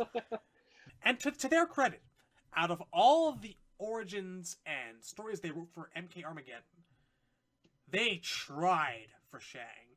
They tried to give him a good explanation as to why he is even around. And let me say this. Let me say this. Yeah. As much shit as the writing team and Vogel as the leader of that team deserve for the reboot era, he was a fucking hero in Armageddon, because to be told we're not having bios in this game, and then he goes ahead after the game ships and writes some for the website anyway. Yes. Like, I'm not even sure he got paid for that. He John, just did it for himself. Even if you're listening to us after like 2 years of Netherkast and us bitching about miscellaneous extraneous plot points no one but us four gives a shit about. And I say four, but Temp doesn't care.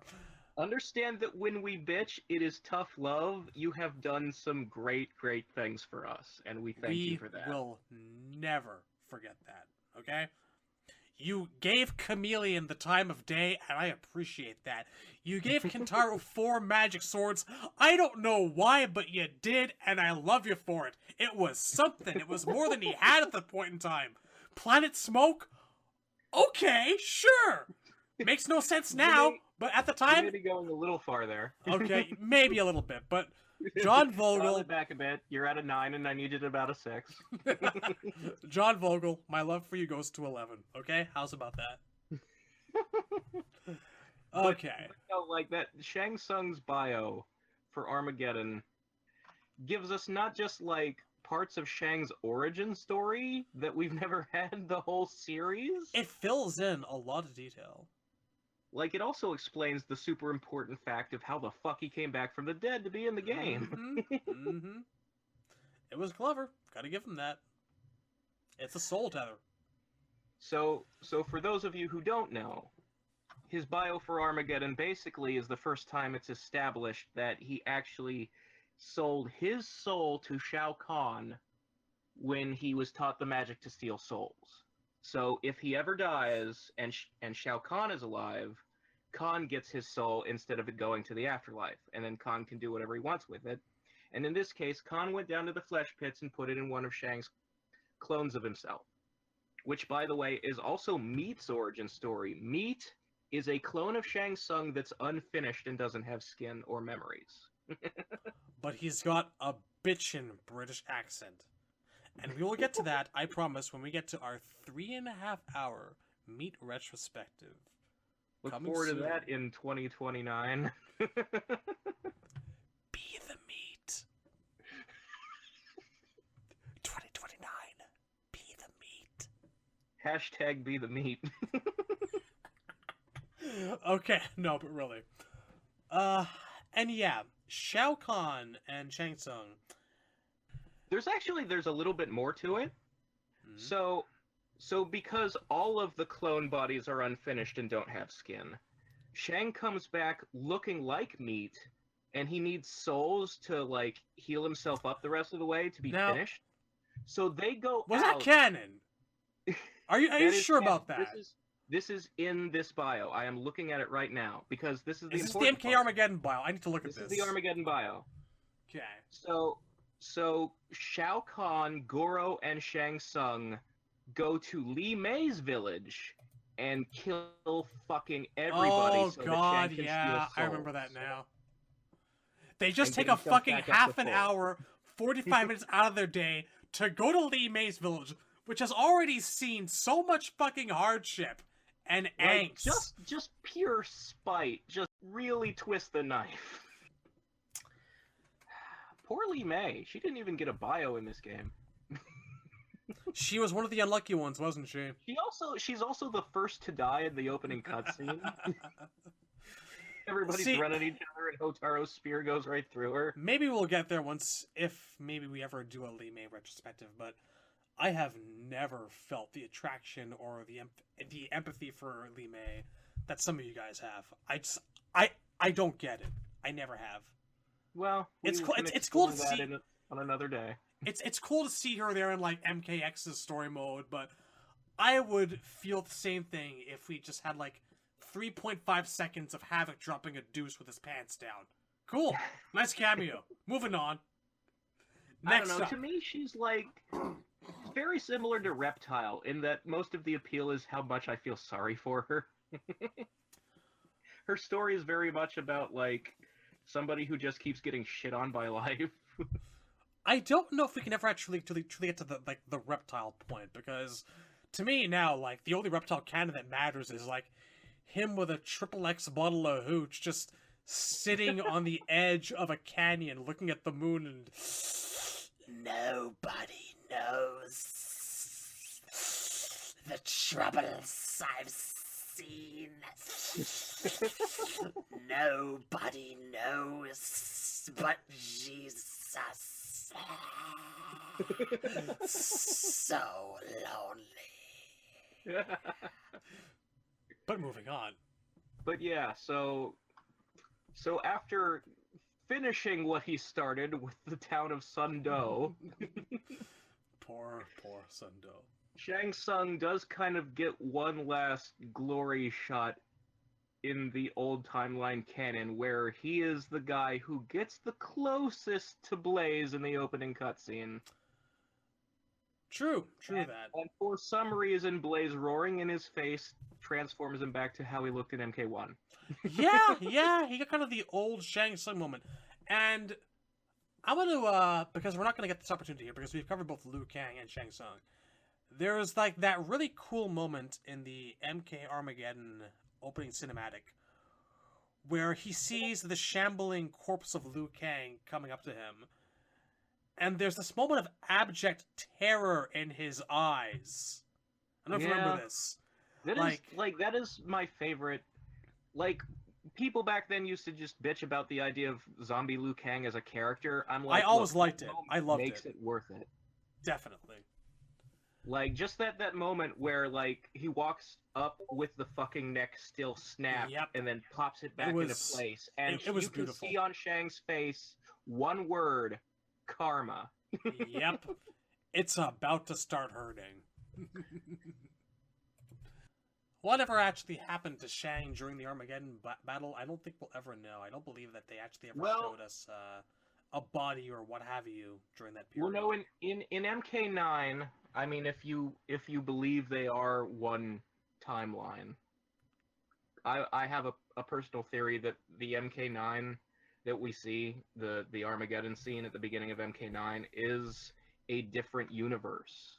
But because that would be the only way to explain certain things like Melina's different origin and all that stuff. But that's, if you believe that they are one unbroken canon, then we do see Shang's body lying dead with Zombie Liu's hooks in his back on the same place as the steps. Well, yeah. Shit. There are people who think that's Shujinko because the orange lighting makes his coat look brown instead of red. You know what? But it's old Shang. I'm sure of it. I'm not prepared to invest anywhere near that much energy in depicting and figuring out who's who. If you're gonna give me a game opening where, like, the corpse of the guy whose neck he snapped comes up to him, and then hooks that may or may not belong to that guy, for me, it's that guy. I mean, if you watch that scene in MK9 at the beginning, the camera pans up the pyramid steps. Most of the bodies on the steps are where they were in the cutscene from Armageddon. I will give them credit for that, at the very least. I may be disenchanted, but... And I may believe that there's kind of... This is not a case of one timeline overriding another, but kind of a branching timeline perspective. That's what I've always maintained. But I think that they tried to maintain continuity as much as humanly possible. Like, why show us Shujinko's corpse impaled by Liu Kang's hooks if Shang's would do just as nicely, and there's precedent for it?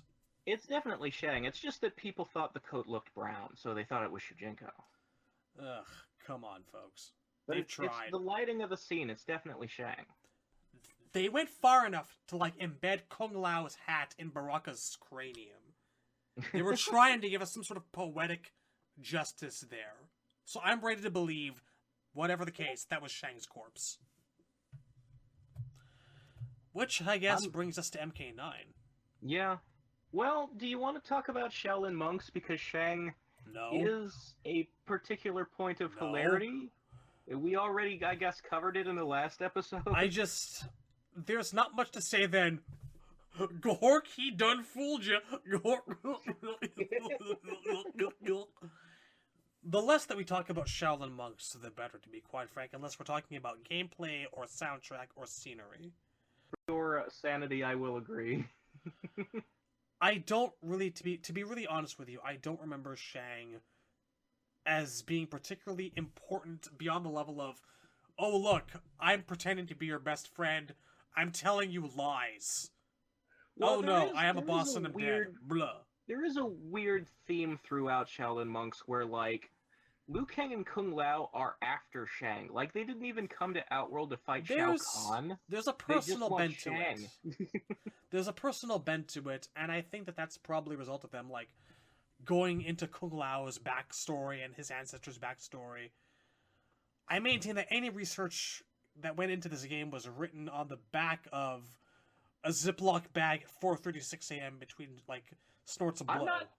I'm not comfortable using the word research to describe what happens in Shaolin Monks. Your presence here is unwanted, uninvited. Like, I'm pretty sure Jim Kruger did that shit in 5 minutes, and he'd never heard of Mortal Kombat before. Probably.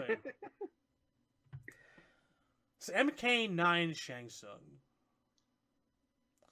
Yeah, MK9. So he's okay. I remember him getting a couple of pretty good. He gets a couple of good lines here and there from what I recall. I don't. Okay, what I remember is this. He's adequate in his position and the performance he gives, and he kind of goes through the motions of being the character he needs to be until the MK3 period. I mean, the voice acting is better than it was in Versus DCU, which we have also skipped, by the way. Do we need to talk about DCU? I did think it was funny in the Captain Marvel chapter where Shang decides to pretend he's holding a tournament, because apparently that's the most important thing about Shang is he must referee things, like he has a compulsion. I couldn't. There's also an amusing moment towards the end of the game where everybody is being hit the hardest by the rage and fighting each other, except Shang. And he's the one who talks sense into Raiden to go after Dark Khan. You know what? Open mic for you, Razor. I don't remember shit from MKvsDCU, and I'm gonna let you take the floor. I mean, that's pretty much it. That's really all I have to say. Like, he had a nice costume. That's all. Yeah, no, that was. Wait. Yes, I do have something to contribute from KDC. Okay. The fucking clown fatality. Yeah. That's where this started. Yeah. Why? Which is an MK9 thing, really, because when Joker did it, it made sense. But they just went like, well, we have a character who shapeshifts, and we have such a boner for this finisher, and the fact that they made us censor it, and we want to show the non-censored version so fucking much. What was it really worth it? Kind of developer vanity is this? It was a stupid, pointless, idiotic choice on behalf of the developers. I do want to remind you that these are the same developers who created Mocap and the Toasty Guy. Alright, I'm going to say this right now. A Toasty Guy, a little 16-bit dude in the lower right-hand corner of your screen, popping up to say something funny as an in-joke, is cool when it's like 12 of you developing a video game and it's 1994 and you just want to fuck around a bit and have a little bit of fun. And your hurt feelings over censorship need to be put aside in service of the greater good. Let that shit go. I do think it's also worth, in this context, bringing up the fact that Shang didn't have a Soul Steel finisher in that game. There is no reason for this. He had a version of the Inhale, the MK2, go in their ear, kill him, and he had the fucking clown thing. He didn't have he had a Soul Steel as a move, he didn't have a Soul Steel fatality. Because let's not fuck around. A fatality for a character is, in Mortal Kombat, is an extension of the personality of that character. At the very least, I think. They've always been extensions of the way you look at that person and their personality, what they are, what they're capable of, what they can do. And if you're going to take a part of that and recycle it with a generic clown face to show what you want to show, fuck you. You missed the opportunity. Do something else. Do something better. I don't want to sling shit in your eyes, but it was a bad decision. And it happens. Move on. I generally agree. I fucking hate the clown finisher. But in general, so MK9 did sort of realize Shang's moves in 3D for the first time in a way that didn't suck. Yes. Like, we got the morph back. It's a limited form, but I still appreciate it for what it is. They remembered. I appreciate that. For a game with loading on a disc, this is the best you can do. It's still great that it's there in any form at all. He also had skulls in every possible fucking direction, and they were actual skulls, not just balls of fire. This is... Yeah. I do miss the scream, like, they didn't really have the sound effect that they should have. They stopped being terrifying after MK1, I'm going to be honest about that. Like, there was a stock screaming sound effect, but it was never truly disturbing as it was in MK1 after that. I still like the effort, at least in the visuals, in MK2 and 3, that they are skulls.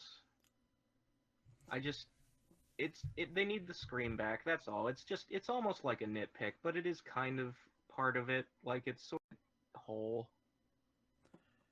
To be very fair to them, from a competitive standpoint, Shang did become a bit more viable gameplay-wise with MK9. Shang is actually pretty He's badass. alright, yeah.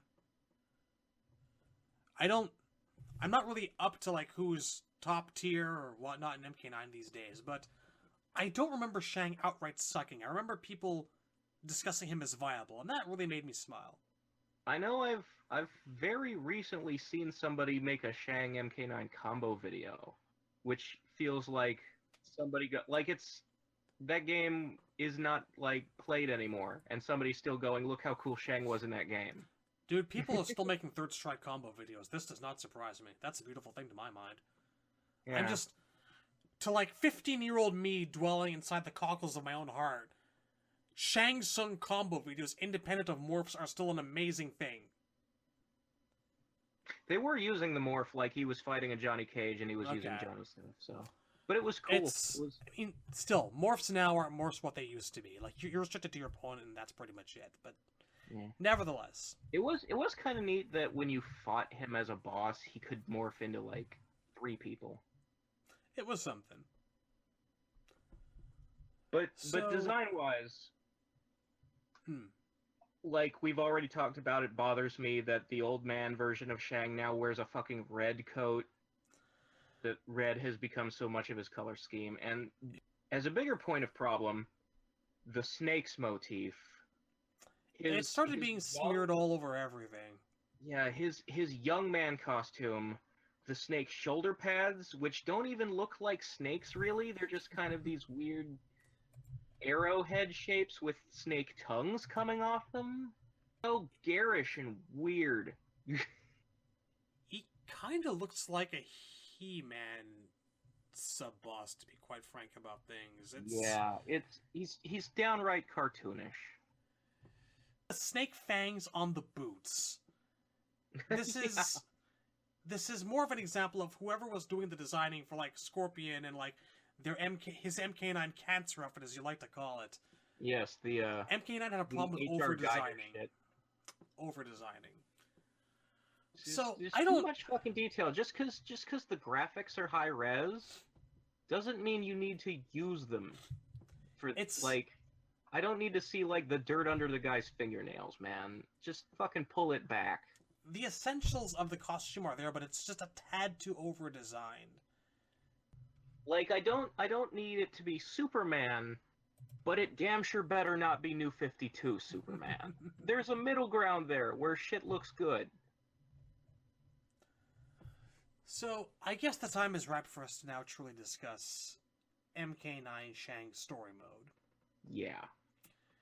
Which, like I said, starts out okay-ish. Like, the best part of that story mode is when it resembles canon MK1. And he does resemble his MK1 self up to a point. And then we start MK3. Yeah, that's really the issue, because that's when...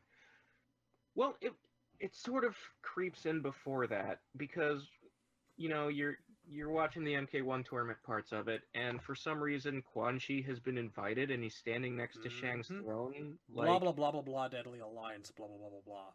Yeah, no, I get it, but fucking, he wasn't.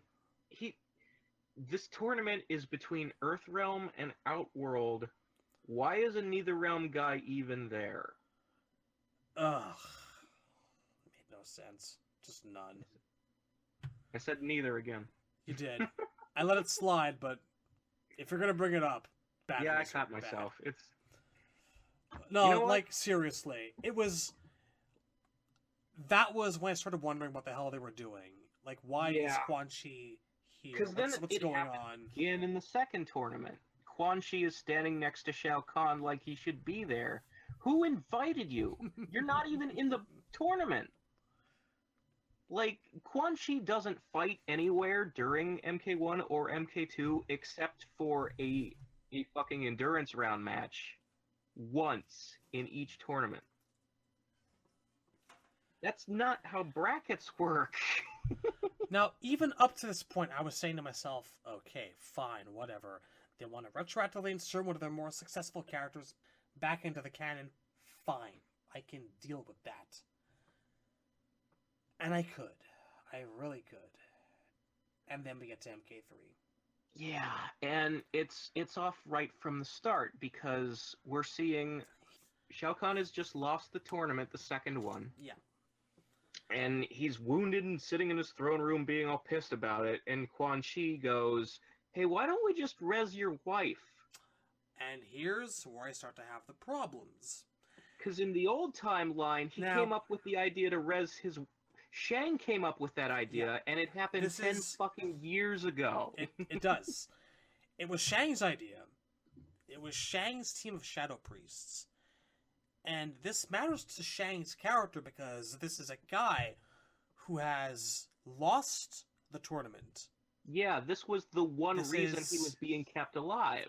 This is the guy whose subsequent tournament idea to have them come to Outworld to fight Shao Kahn led to Shao Kahn getting his ass kicked. This idea, this premise of cheating by using Sindel to by proxy allow Shao Kahn to come into the Earthrealm to get what's rightfully his. Rightfully, quote unquote. This was Shang Tsung's last fucking chance. This matters to Shang Tsung's character.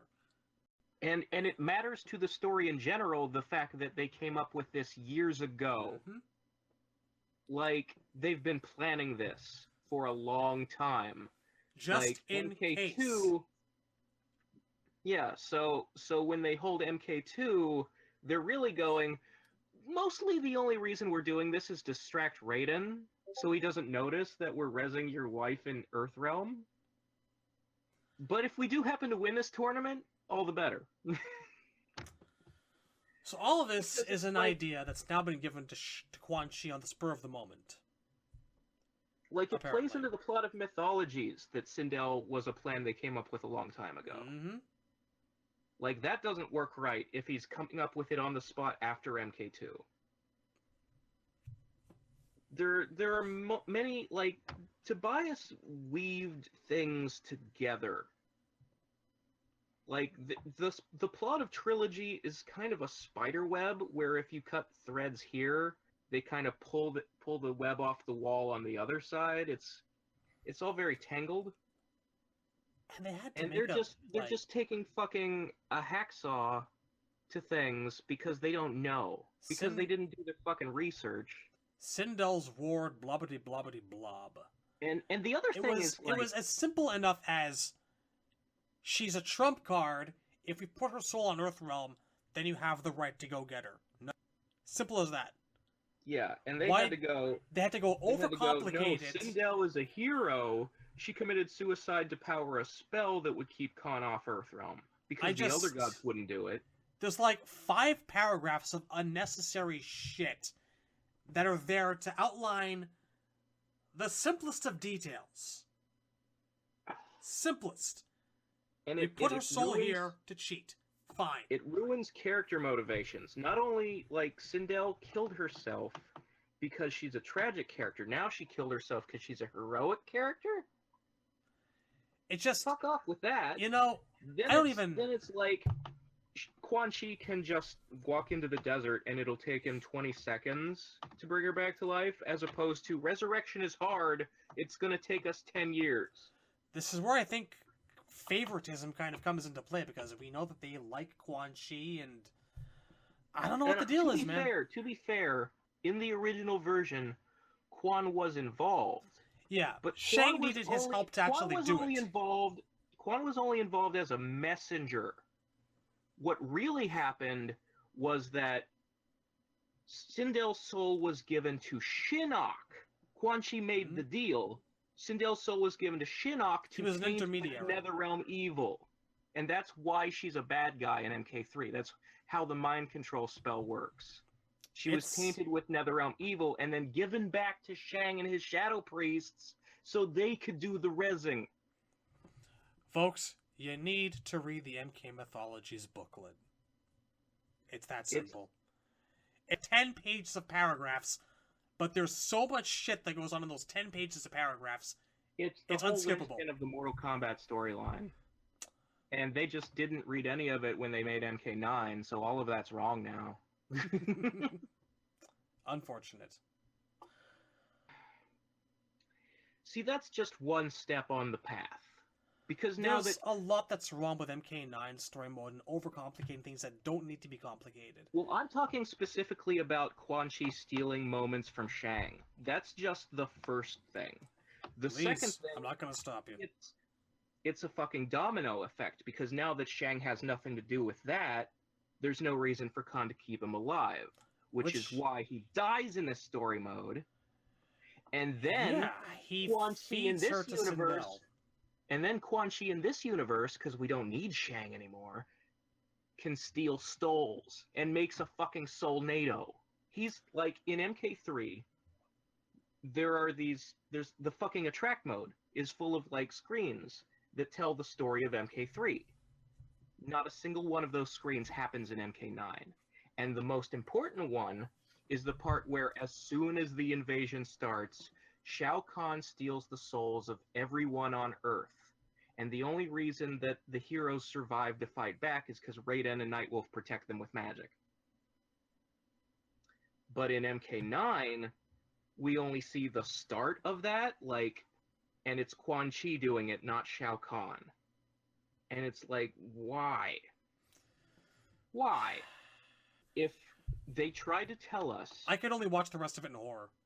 They tried to tell us that MK9 is the same timeline as the old games. That, we saw flashes of Deadly Alliance in Raiden's memory visions. But if Quan Chi can steal souls, Deadly Alliance would never have happened. Mm-hmm. That's pretty fucking blatantly stupid. Folks, this is part 2 in our series of MK9 Fucked Everything Up podcasts. You're going to be hearing a lot more about these plot angles and their failure to understand what it was about the original games that made these angles work.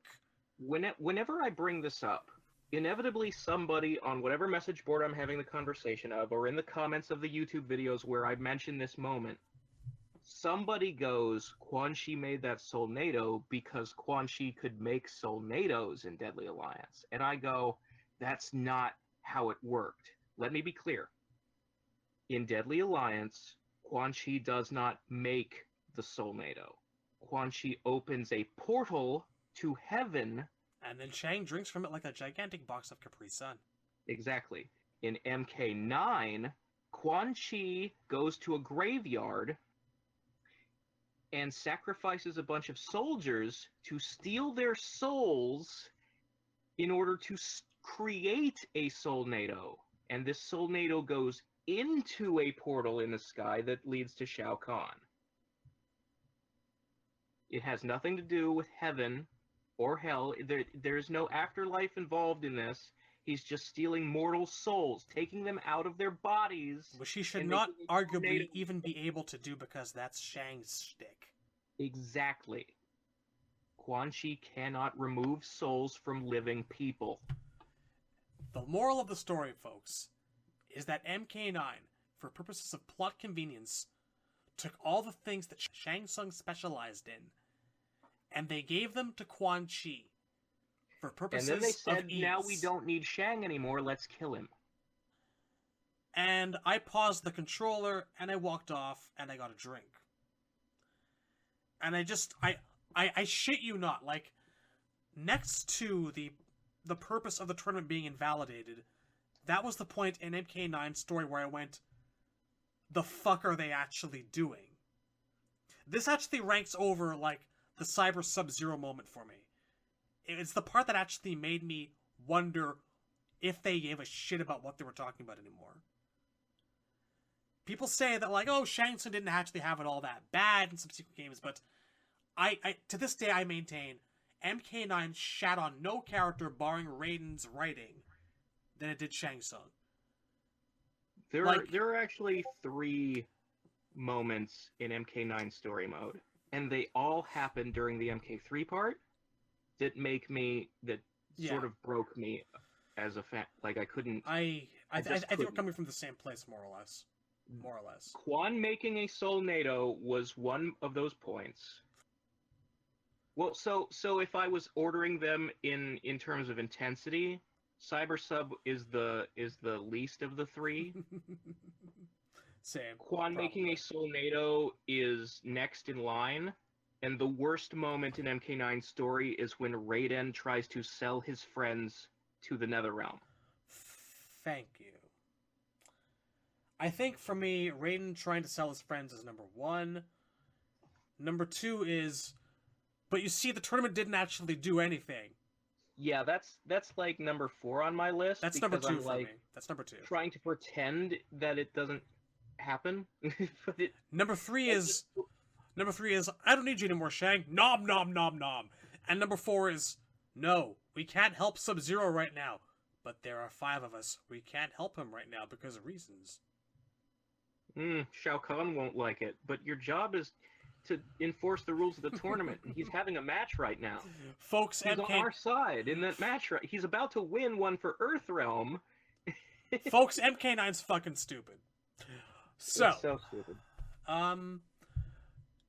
Do we have anything further to say about Shang Tsung? Because I think we've already covered the abuse. Well, obviously, all that's sort of left is there's a huge amount of fan demand to see him come back in 11.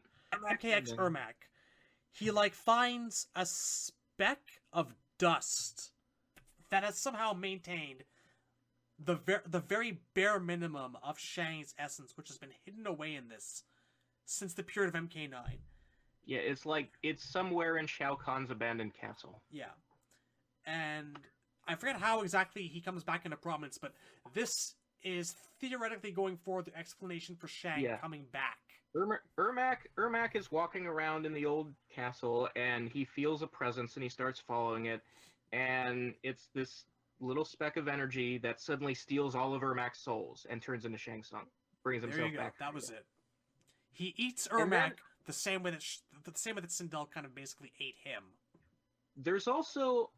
They don't explicitly say it's Shang, but it kind of has to be in Melina's ending, where after D'Vorah kills her, she wakes up in the body of one of an entire army of Melina clones in the flesh pits. And who else would make those? Quan Chi? Maybe. No, hopefully not. No, it's definitely Shang. And honestly, like, I don't expect Melina to come back because I think they're trying to actually do a Dead is Dead thing right now. They won't stick to it, but they gave her a lot of time. Yeah, they're putting characters on the bench for longer than they usually do when they kill them off. But I would love to see Shang actually have an army of Melinas in MK11. To be really fair and blunt about it, after like the last 7 or 6 years of MK time, I'd love to see Shang do anything to redeem himself after that horrible display in 9. Yeah, I think that's a big part of the reason people want him back so bad is because we're pretty sure Quan Chi won't be in the next game, so he'll finally get a chance to be cool and not have Baldy McAsshole steal all his fucking screen time. That's my new name for him, Baldy McAsshole.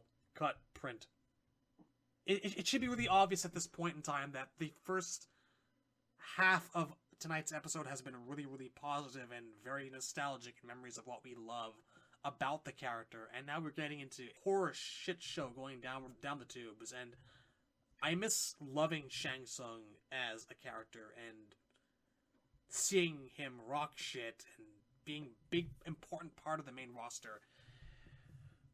And I think that he could even do that with Quan Chi or Shao Kahn present, and it's just kind of a shame that's not happened in a long time. Yeah, no, there's nothing about Quan Chi that means Shang can't be cool. It's just they're fucking idiots. They have specializations. Shang's the soul transplant guy and the mover and the shaker of human essences, and Quan Chi's the necromancer who deals in like portals in the afterlife and shit like that. Just let each of them have their own speciality, and that's not hard. We have seen times where they're both in the same thing, and it's cool. Mm-hmm. We haven't gotten that in a long time. 16 years? Something, maybe, I don't know. Alright, so that's about all there is for Shang Tsung now, outside of extraneous media, which I don't think is worth going over. We should answer a few questions, not too many. I will say that in Conquest, Bruce Locke is almost as definitive a Shang as Kerry Tagawa. He spends 98% of it sitting on a rock in prison and scheming, but he wasn't one of the more memorable performances. This weird relationship with that Vorpax chick where sometimes she's trying to seduce him, and then sometimes he's trying to force himself on her and she's not into it, and it's like, your motivation changes episode to episode, bitch. Make up your mind. It was a very sexual relationship. Oh, that show was a very sexual show. Like, they insisted on being almost Skinamax porn. Every episode. Fucking somebody was getting laid. Man, there really were reasons why Noob Saibot was made of oil, weren't there? Thinking about it, though. I gotta get over my fear and rewatch all the episodes one of these days. Cause I'm afraid of it not aging well. I'm terrified. It's gonna be terrible. I know it. Oh, I think what we need to do is watch Legacy first, so that you see the absolute worst it can be. Okay, before we watch Legacy, before we watch Conquest, we have to get to like MK Deception Conquest first and foremost. You want to do an episode about like a 27-hour RPG? I think we can like skip all of the optional characters and side quests, except for honorable mentions, and just make it a 2-hour, 3-hour thing. I think we can do it. I mean, if you can capture footage and figure out which stuff is... People have been asking for it for quite some time, so I think that it's something that we should do. Give the people... we should. It's a lot of work to, like, record a whole playthrough and then, like, cut out the stuff that's extraneous. I'll try to figure something out. I've been through Conquest enough times, I think I can probably do a point A to point B playthrough. Just imagine Kintaro showing up and asking and giving you $1,000 here or there, and you'll have the gist of it. So, let's finish this off by answering a couple of questions. Now, okay. Number 1, horseplay. I was talking with some Tarkatan grunts after clearing Melina's trials in MKD, and one of them said that Melina is as beautiful as she is deadly. One day I will make her my woman. I know that the commonly accepted idea is that Melina dresses scantily in order to deter from her busted face, even ignoring that Shao Kahn's army has a strict dress code of loincloths and leather straps.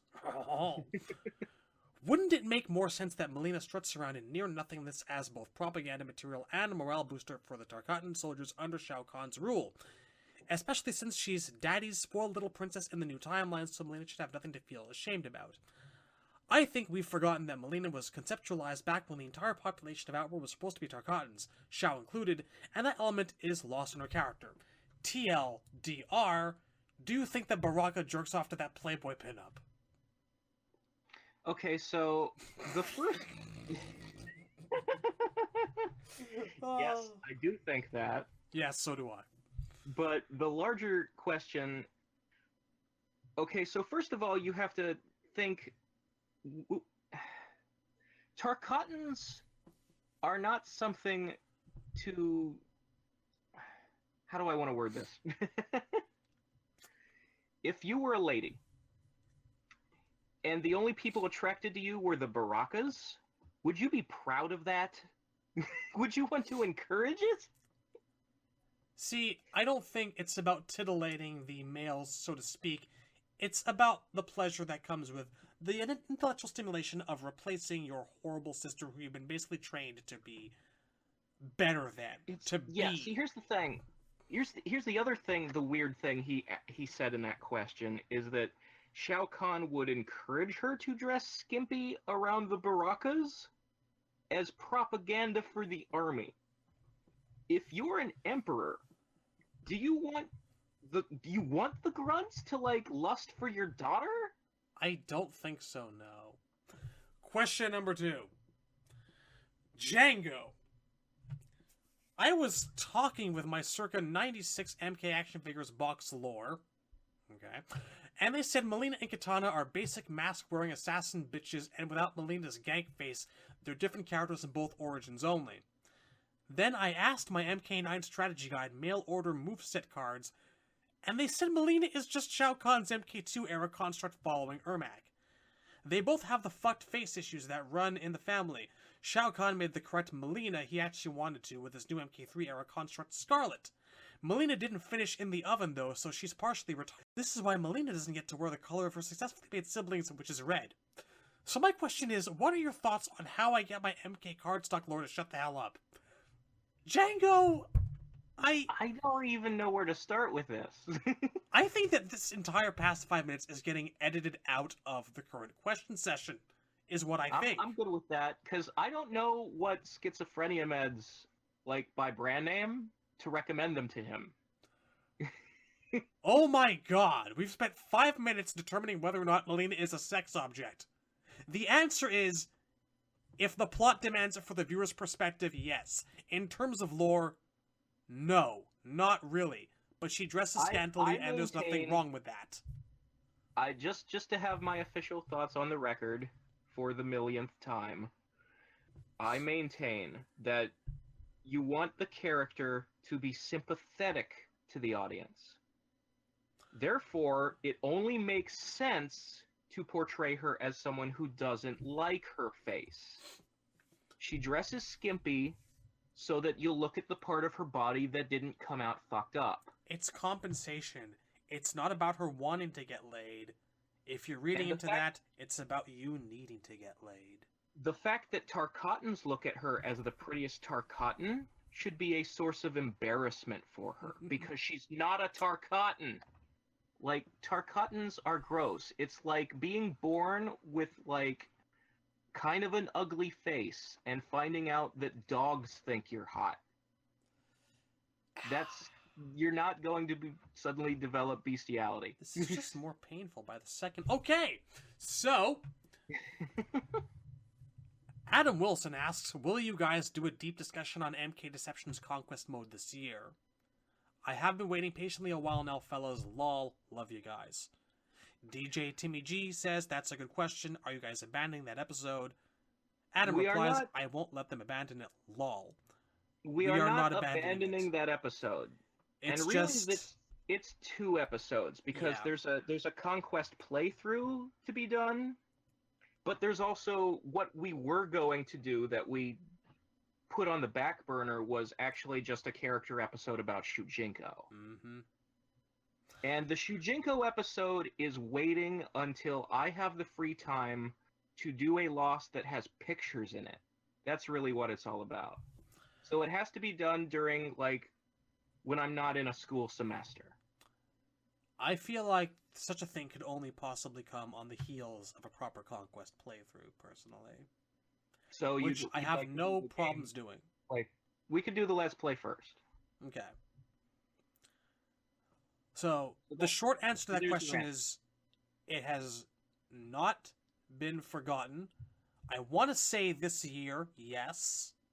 Would be nice. Cross your fingers.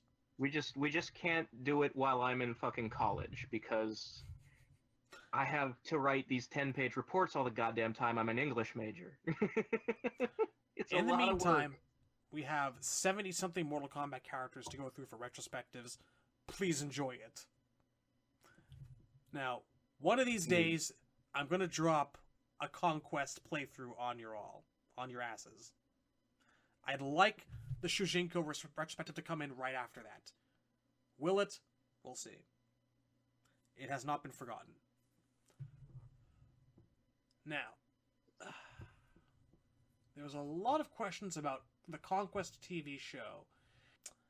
It's a thing. I think... So I like the show, kind of. It's of its time. I enjoyed it when it was out, and I was tremendously disappointed when it got cancelled. Would I want to see it picked up again today for some reason 19 years later? No, I don't. I would not. So I don't encourage any MK media being made right now at all. Like, I don't think there should be a movie or a TV show. It's not the right time for video game adaptation. We live in a time and a place where whenever a larger form of media typically shows up, things kind of fall into place to become tie-in media to that. Yeah. And I think that we're better off without the hassle, and we should just let the games tell their own story. We're also in one of those phases where whenever people want to make stuff, they want to make it gritty and realistic, and it's just fucking gross. I am so not into that whole aesthetic. MK should not be realistic. It should be big, gory, and stupid. We need to wait for a decade where tastes are different, and then they can make TV shows again. In Melina's Armageddon bio, continues Red Viper, she says, I had planned to continue my charade until the Edenian forces could be corrupted enough to follow me as Melina, the true conqueror of Outworld. I think it's interesting this became true in the new timeline. Johnny versus Shinnok was also introduced in this game, yes. Are there any bits of Armageddon lore that you want to see revisited in the future? AKA the Huan, Ashura's Sword Datusha, are some examples that come to mind. I mean, several members of the Netherkast had said they'd like to see Ashura come back, and of course you can't have her without her sword. I wouldn't mind seeing the sword without Ashura. Like, to see maybe Serena have it briefly, and then decide that she doesn't want it because it makes you crazy. In particular, I'll say this. If they were ever to refocus on the notion that Sub-Zero is trying to hunt down and save Smoke and or Noob Saibot, I wouldn't be opposed to seeing that happen again back in the Lin Kuei Temple.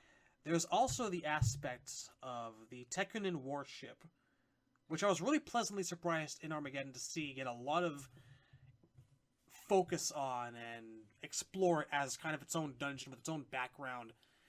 It wasn't an MK Armageddon creation because the Tekkunin got introduced with the Game Boy Advance, but it was cool as fuck to me to actually see it get a lot of exposure and to have Sector be kind of a sub-main villain in Armageddon. Yeah, see, I really like the Tekkunin. Yeah, me too. I hope some variation of Triborg's ending is true and the Tekkunin are in MK11. I feel like I would prefer Sector to be the character that represents them. Same. Because I've said multiple times you can't actually have Triborg in a game and other cyber ninjas in the same game. It doesn't work.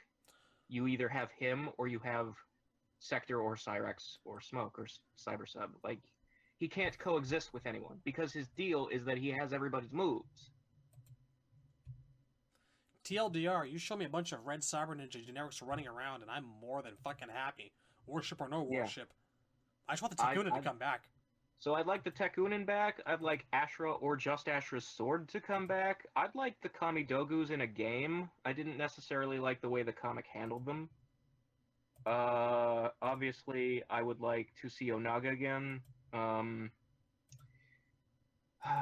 The Red Dragons in general. Honestly, I think there's an opportunity in this timeline because I was a little disappointed in the section that when Raiden blew up, he destroyed the Mummy Army, which sort of made the entire plot of Deadly Alliance pointless. I would like to see somebody actually get to use the Mummy Army in a game. And if that somebody was Onaga himself, all the better. It did kind of go to waste. Yeah. Nightwolf kind of got kind of wound up in hell with Onaga's soul imprisoned there for a little while, didn't he? Yeah, there If was, they were to there actually... was a cool idea there of, like, Nightwolf, because Nightwolf can't go to hell normally because he's too good and only evil people can exist there. He had to absorb the sins from everyone in his tribe. There was sort of... They sort of paid lip service to the idea that when he did that, it affected his personality. Like, while he was carrying those sins, he was that kind of person, like a bad person. I would have liked to see that. And then to see him, like, release those sins to bind Onaga to the Netherrealm, or however you would redo that for the new timeline where it's different. But if they want to somehow introduce the detail of him being a quote-unquote sin eater and let him escape from hell that way and undo a massive fuck-up from MK9, I would not say no to that. Now that he's a Revenant, if he knows the spells to purge sin from his body... Shouldn't he be able to just turn himself back into a regular person and maybe even cure the other Revenants? Fix that shit, yo. Like, Nightwolf should have that knowledge. Should. Can we get the audio commentary for the entire Horrible Legacy series, Season 1 and 2? I'm ready to laugh my ass off. I don't wanna. I'm for it. I don't wanna. Shad is in no hurry to subject himself to things that will cause him pain. I want to remember the I enjoy Shade and Fraud. We'll talk about it. If Shang was once a warrior of Earthrealm, would that mean he was once an ally of Raiden before the 10th tournament? Not especially. Well, in the way it happened in the Conquest TV show, which is actually, we didn't really get a chance to talk about this, but it's where most of Shang's current canon backstory was actually first introduced. Okay. Which I don't think it's that they took it from the show. I think it's that Tobias had it written down, and he never really got a chance to say it. So he gave him crib notes. And yeah, Threshold always had Tobias's notes, and that's what they wrote stuff from. But basically, the way it happens in the show is that Shang is training for the tournament like 1,000 years ago.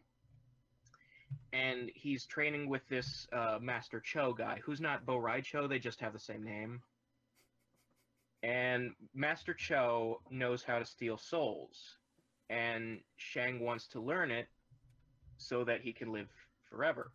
And Master Cho doesn't use soul stealing because it's evil. So he's like, no, I'm not going to teach you how to use this.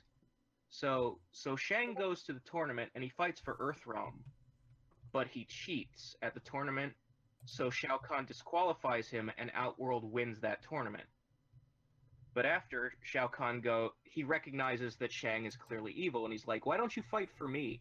You know, you're a good fighter, and I can teach you to steal souls. And that's basically Shang's origin in the games, too, except the games didn't go into that much detail, and we don't know who his master was, and we can't really say that whether he won or lost his first tournament for Earth, or if he switched sides before he actually fought in the tournament. I like the idea of him fighting for Earth and cheating and costing Earth a victory before he turns. That's a bit more involved than I'm willing to invest or investigate, because, like we said much earlier, I'm still a fan of, like, the whole Jeff Rovin novel where he was kind of a taxman and he just kind of, like, wound up selling his soul at some point. I know that's not canon, but no, he has the notion of him selling, like, wandering off to learn magic and selling his soul to Shao Kahn in the process. There's a lot there that appeals to me. I don't know if I'd overcomplicate that with notions of him fighting for Raiden beforehand.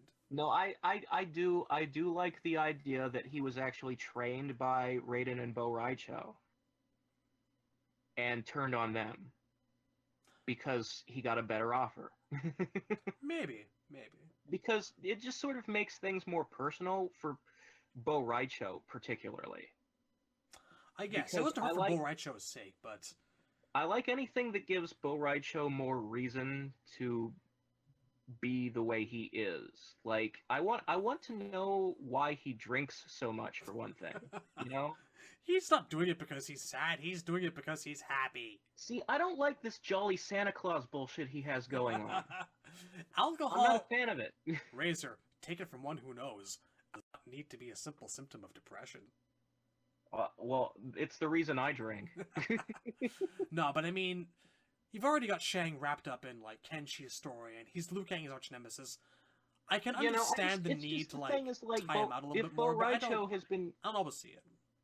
If Shang Tsung has been fighting in Mortal Kombat since his origin story, and Bo Raicho has been training fighters for Earthrealm for as long as there's been a Mortal Kombat, then it just makes sense for Shang to have been one of Bo's students. Maybe. I wouldn't say no to that, but like, that's the kind of detail that I'd expect to see in a bio somewhere to not have any relevance upon the actual plot. Yeah, no, it wouldn't really apply in a modern game, but I like the backstory flavor stuff. No, that's fair. So, that said, we've, I think, covered Shang Tsung for the most part, front to back, up to down. This will be a fairly lengthy episode, so I think that's enough for now. Yes, we've clearly, both of us had a lot to say on the matter. We love the character, clearly. Yeah. Yellow spandex and all. We are both Shang fans, so. So you got a favorite Fatality or what? What's the deal? The MK2 Soul Steel. MK2 Soul Steel? And honestly, I'd like to complain about 3D era and modern era Soul Steels not withering the body. Yeah, it's kind of a trademark of the character where he sucks the essence out of someone and they just sort of become green and shriveled up, and there's like a little bit of a lip service version of it now where like the skin goes gray when he does it. It's as a close, special move, and then it sort of returns to its normal color. But without that fucking gross, rotted green body, it's just... How are you to know? How are you to know? Like, that's what made it look cool. That's what made it interesting. Exactly. I don't care so much about him pulling green energy into his hand. I want to see the body rot. I mean, even in the MK 1995 movie, he sucks, like, I don't know, the organ skin off of a guy's chest, and then he's all withered and gray. Versions of the Soul Steel in the movie. It made no sense, but you knew the guy, he ate his soul. Yeah. The essence of what was going on was communicated. Just give us a shriveled up husk for a body and we're okay. That's all we're asking. So for me... The gooey green corpse looks cool. It does. That's what I want. I actually, to this day, have a really hard time choosing between any of his MK3 fatalities, because on the one, the Soul Steel really just looks badass. It's wonderful. Number two, the notion of him entering someone's inner ear and blowing them up from the inside out is just fucking cool, and I've always loved that. And number three, there is something eminently satisfying about holding down low punch for 30 seconds, restricting yourself from being able to use any kind of morphs or most special moves, or I mean anything at all. Anything. If I'm remembering right, if you held down low punch, for 30 seconds, you are restricted to basic maneuvers and no low punches. But your reward is Kintaro Smash. So there's just so many levels of wonderful there. I have a hard time choosing. I really do. I couldn't tell you. It's all wonderful to me. Fuck it. MK1 unused decapitated sword. Fuck you. I don't know. Alright, folks. It's been a wonderful session. We will see you next time. Thanks for tuning in. And thanks for Testermite for hosting us. Thanks to Cyborg and Temp for bearing with us. And thanks to you for listening to us. Absolutely. I mean, if you've stuck out this long as this episode is, I love you. We are your ever-willing servants. Good night, folks. Good night, everybody. Flawless.